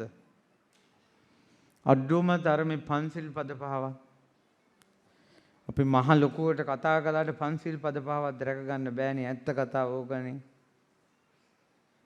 පන්සිල් පද පහවත් රැකගෙන තියෙන පොඩි දේ හරි දන් දීලා මේ එන ප්‍රශ්න වලට ගහක් ගලක් වගේ ඉන්න නැත්තම් මේ එන ප්‍රශ්න වලට ගහක් ගලක් වගේ ඉන්න නැත්තම් එහෙම ඉන්න නම් අනිත්‍යයි. මුන් අපේ වසඟේ පවත්වන්න බෑ. මේ නිന്ദා ප්‍රශංසා සැප දුක ලෝක ධර්මයෝ ඕක පෙරිලි පෙරලි යනවා. මට හොඳ කිව්ව කාලේ වගේම මේ බයින කාලෙත් පෙරලිලා යනවා. මම මැරෙන්නේ නැතුව ජීවත් වෙන්න ඕන. තථාගතයන් වහන්සේ යමක් අනිත්‍යයි කියලා වදාලා නම් ඒකමයි ඇත්ත. ඒකමයි ඇත්ත. ඒකමයි ඇත්ත කියලා. ආදරේ අහිමි වෙද්දී අනිත්‍යමයි ඇත්ත කියලා හිතන්න පුළුවන් නම් ගහක් ගලක් වගේ හිති. ගොඩාක් ඉවසයි. හිතෙන්ම ලිහෙන්න. දැන් ওই බණ අහනකොට ප්‍රශ්න අනේ මගේ ප්‍රශ්න විසඳුණා කියලා අම්මලා කියනවනේ. අඳුරනේ මගේ ප්‍රශ්න ගොඩාක් විසඳුණා කියලා. ඇත්තටම විසඳිලා තියෙන හිතම තමයි. ওই ප්‍රශ්න උන්දලාගේ තවම තියෙනවා. එක්ක මහත්යාගේ ප්‍රශ්න ටික තවම තියෙනවා. දරුවන්ගේ ප්‍රශ්න තවම තියෙනවා. ඉඩ කඩන් වල ප්‍රශ්න තවම තියෙනවා. ප්‍රශ්න විසඳුණා කියන්නේ මොකද්ද? හිත නිදහස් වෙලා. අර බණ අහනකොට හයියෙන් අල්ලගෙන ඉන්න හිත ලිහිල් කරනවා යාලා. ඇත්තනේ නං ඒකනේ. ඇත්තනේ නං තව කොච්චර කාලයක්ද? වැඩක් නෑ මේවා. දාලා යන්න වෙනවා කියන හිත නිදහස් කරන. හිත නිදහස් කරනකොට ප්‍රශ්න ඈතට යනවා. මේ ප්‍රශ්න ටික හිතෙන්මයි අල්ලගෙන ඉන්නේ. හිතෙන්මයි අල්ලගෙන ඉන්නේ. ඒ නිසායි බුදුරජාණන් වහන්සේ වදාළේ අතීතය අල්ලාගෙන හිර කරන්න එපා. අතීතං නාන්වා ගමෙය්‍ය. අනාගතේ පතපතා හිර වෙන්න එපා. නප්පටි කංකේ නාගතං. මේ වර්තමානයේ සැහැල්ලුව ගන්න කිව්වා. ඔයා හැම වෙලාවෙම මේ ධර්මයේ ගන්න වර්තමානයේ සැහැල්ලුවෙන් ඉන්න. වර්තමානයේ සැහැල්ලුවෙන් ඉන්න එකම තමයි ඔයාගේ අනාගතේ සැහැල්ලුව. ගොඩක් පතන්න එපා. ලොකු ප්ලෑන් ගහන්න එපා. ඔය අම්මලා කොච්චර ප්ලෑන් ගහලාද ඔය ගෙවල් හැදුවේ? දැන් ඉන්න ළමයි උවට කැමති නෑ ඔය ගෙවල් වලට. උන් ඕක කඩනවා. ඊට පස්සේ ඔයාලම ඉඩ කඩන් වල වැට ගහගෙන ළමයි ටිකට උගන්වගෙන ළමයි ඉගෙන ගන්නවා. රට යනවා. උන් රට ගියාට පස්සේ මේවා විකුණනවා. හරි නෑ කියන්නේ. නැද්ද උද? ඔව්. ඒ නිසා අවසානයේ ඔයාලා දරු මල්ලෝ දැන් පිරිවරාගෙන හිටියට අවසානයේ ඉතින් ඔයාලා දෙන්නට තනියම මැරිලා යන්නත් වෙයි. කුපාරෙද වැඩිහිටි නිවාසයකද ඔය පාවලු ගෙදරද කවුද දන්නේ? මෙච්චර කාලයක් මොකටද පූජානන් දෙඩුවේ? පුරසාරන් දෙඩුවේ? මහ ලොකුකම් තියාගෙන හිටියේ මොකටද? අවසානයේ ඔහොම පාළුවේ තනියෙන් මැරිලා යන්න. කරගත්තු කුසලයේ කුර නැතුව. ඒ නිසා ඕවා ගැන මහා ලොකුවට හිතන්නේ නැතුව වර්තමානයේ සැහැල්ලු වෙන්න. මේ හිත සැහැල්ලු කරන බෙහෙත නම් ධම්මෝ සදන් සමන්නත්ති. ධර්මයේ තරම් ඖෂධයක් තවත් නෑ මේ හිත සැනසෙන්න. ඔන්න මේ කාලේ මිනිස්සුන්ට ධර්මය අවබෝධ කරගන්න බැරි වුණත් නැවත නැවත බණ ඇසීමේ වාසිය තමයි අහන වර්තමානයේ සැනසෙනවා. ඒක වටිනවා. මොකක්වත් නැතිව ඉන්න මිනිස්සුන්ට මොහොතක සැනසෙල්ලත් වටිනවා. මොකද ඒ සැනසෙල්ල එන්නේ කාමයෙන් නෙවෙයි ධර්මයෙන්. ඒ නිසායි දුවේ පුතේ කියන්නේ ඔබ කෙතරම් රාගයෙන් දැවුනත්, ඔබ කෙතරම් ද්වේෂයෙන් දැවුනත්, කෙතරම් මෝහයෙන් දැවුනත්, කෝටියක් ප්‍රශ්න තිබ්බත් පැය භාගයක්වත් බණ අහන්න. ඔයාගේ ප්‍රශ්නේ විසඳෙන්නේම මෙතනින්. බණ වලින් ඔයාලගේ ගෙදරට සල්ලි ගෙනත් දෙන්නේ නැහැ. බණ වලින් ඔයාලගේ ප්‍රශ්න වල විසඳන්නේ නැහැ ගෙදරට ඇවිල්ලා. හැබැයි හිත සැහැල්ලු කරනවා. හිත සැහැල්ලු කිරීමේ වටිනාකම මොකද්ද? ප්‍රශ්න හිර වෙලා තියෙන්නේ හිතේ. හරියටම නිදානෙට බෙහෙත දෙනවා ධර්මයේ. නැත්නම් මිනිස්සු කියයි බණ ඇහුවට පස්සේ අපිට සල්ලි හම්බ වෙනවද? බණ ඇහුවට පස්සේ අපේ නඩු විසඳෙනවද? ඔය ඔක්කොම ටික හිර වෙලා තියෙන්නේ හිතේ. හිතෙන් තමයි ප්‍රශ්නේ විඳවන්නේ අපි. අන්න විඳවන හිතට බේත දෙනවා. හිත සැහැල්ලු වෙනවා. ඔයාට නඩු කෝටියක් තිබ්බත් ඔයා සැහැල්ලුයි. ආර්ථික ප්‍රශ්න කෝටියක් තිබ්බත් ඔයා සැහැල්ලුයි. සිනහා වෙවි මැරෙන්න පුළුවන්. hina වෙවි මැරෙන්න පුළුවන්. මේ අනිත්‍යයි කියන එක හිතන මිනිස්සුන්ට. ඒකට ඉතින් පුහුණු වීමක් විදිහට. ඒ කියන්නේ හිත ශක්තිමත් වෙන්නේ. ඇඟ ශක්තිමත් කරගන්න ඕන ඉලන්දාරියා එක එක බෙහෙත් වර්ග බිබි ජිම් ගිහිල්ලා ව්‍යායාම කරලා ඇඟේ එක එක ව්‍යායාම හදලා මේ ඇඟේ මාස් ගඩු හදලා හොඳට ශක්තිමත් වෙ ඉන්නවා. ඇඟ හදා ගන්න ඕන කෙනා. හිත හදා ගන්න ඕන කෙනා බන අහලා අනිත්‍ය සිහි කර සමහරට ඇස අනිත්‍යයි, කන අනිත්‍යයි, නාසය අනිත්‍යයි, දිව අනිත්‍යයි, කය අනිත්‍යයි, මනස අනිත්‍යයි කියලා අනිත්‍ය සිහි කර රූපය අනිත්‍යයි, වේදනාව අනිත්‍යයි, සංඥාව අනිත්‍යයි, සංස්කාර අනිත්‍යයි, විඥානය අනිත්‍යයි කියලා සිහි කර පඨවි ධාතු අනිත්‍යයි, ආපෝ ධාතු අනිත්‍යයි, ඊළඟට තේජෝ ධාතු අනිත්‍යයි, වායෝ ධාතු අනිත්‍යයි, ඇසට පේන රූප අනිත්‍යයි. ඔන්න ඔය වගේ එක එක ක්‍රම වලින් හිත ශක්තිමත් කර ගන්නවා. අනිත්‍ය ඔය මොකක් කළත් හිතට එන්නේ එක සංඥාවයි. මොන සංඥාවද? අනිච්ච සංඥා. මේ අනිච්ච සංඥාව කියන එක තියෙන කෙනා පුදුම සතුටින් ඉන්නේ. ඔබත් මමත් පීඩණයටපත් උනේ මේවා නිට්ටයයි කියලා ගත්ත නිසා හිතෙන් බැඳිලා. වර්තමානයේ සැප අහිමි වුණා. රහතන් වහන්සේලා කියන්නේ වර්තමානයේ සැපයෙන් වාසය කරන අය. ඇහුව දෙවිවරු ඇයි මෙච්චර ලස්සන එක වේලෙන් ඉන්නේ? ගස් ගල් යට ඉන්නේ මෙච්චර ලස්සන ඇයි? අතීතං නානුසෝචಂತಿ. මේ මුනිවරු අතීතය ගැන හිතලා ශෝක කරන්නේ. නප්ප ජප්පන්ති නාගතං. අනාගතේ ප්‍රාර්ථනා කරන්නේ. පච්චුප්පන්නේන යාපෙන්ති. වර්තමානයේ යැපෙනවා මේක අනිත්‍යයි කියලා දැක දැක. තේන වන්නෝ පසීදති. ලස්සනයි රහතන් වහන්සේලා. රහතන් වහන්සේලා හරි ලස්සනයි. හරිම ලස්සනයි. උන්වහන්සේලා දැක්කම නිවෙනවා හිත. සංසිඳෙනවා හිත. ඒ සංසිඳීමේ නිවීමේ රශ්මිය අදටත් තියෙනවා. ඒක අපිට පේන්නේ යම් දවසක ධාතු පරිනිර්වාණය වෙලා මේ මිනිස්සු සතා සිව්පාවා වගේ කුරිරු වෙච්ච දවසට තේරෙයි ධාතුන් වහන්සේලා නිසා කොච්චර බලයක් තිබ්බද කියලා. බෝධීන් වහන්සේලා නිසා කොච්චර බලයක් තිබ්බද මේ විශ්වයේ කියලා. ඒ රහතන් වහන්සේලාගේ තේජස සම්බුදු තේජස. ඒ නිසා අනාගත මිනිසුන්ට සැනසෙල්ල ඉන්න මේ මලු පෙත් මං හදන්න. තමන් ගානේ බුද්ධ ශාසනයට කෙනෙකුට බුදුන් වදින්න, බණක් භාවනාවක් කරන්න, වර්ග අඩියක්වත් බුද්ධ ශාසනයට පූජා කරගෙන පින් කරගන්න. 24000 මේ ලංකාවේ මිනිස්සු කොච්චර ඉන්නවද? එක්කෙනෙක් වර්ග අඩිය ගානේ බුද්ධ ශාසනයට පූජා කළත් මේ මලුව හැදිලා ඉවරයි. ඒකයි. ඉතින් ඒ නිසා අපි කවුරුත් අපේ ජීවිතේට කුසල් දහම් රැස් කරගමු, පින් රැස් කරගමු. අනේ ඔබ තුලත් මා තුලත් අනිත්‍ය සංඥාවම පිහිටාවා. මම කියන හැඟීම, මගේ කියන හැඟීම වරදක් බව, අසත්‍යයක් බව, මුලාවක් බව වැටහෙවා. හිතෙන් ගැට ගැහි විඳවන ප්‍රශ්න හිත තුලින්ම ලිහි ලිහි යත්වා. රූප වේදනා සංඥා සංඛාර විඥාන කියන පංච උපාදානස්කන්ධය අනිත්‍ය වශයෙන්, දුක් වශයෙන්, අනාත්ම වශයෙන් අවබෝධ කරගන්න ලැබේවා.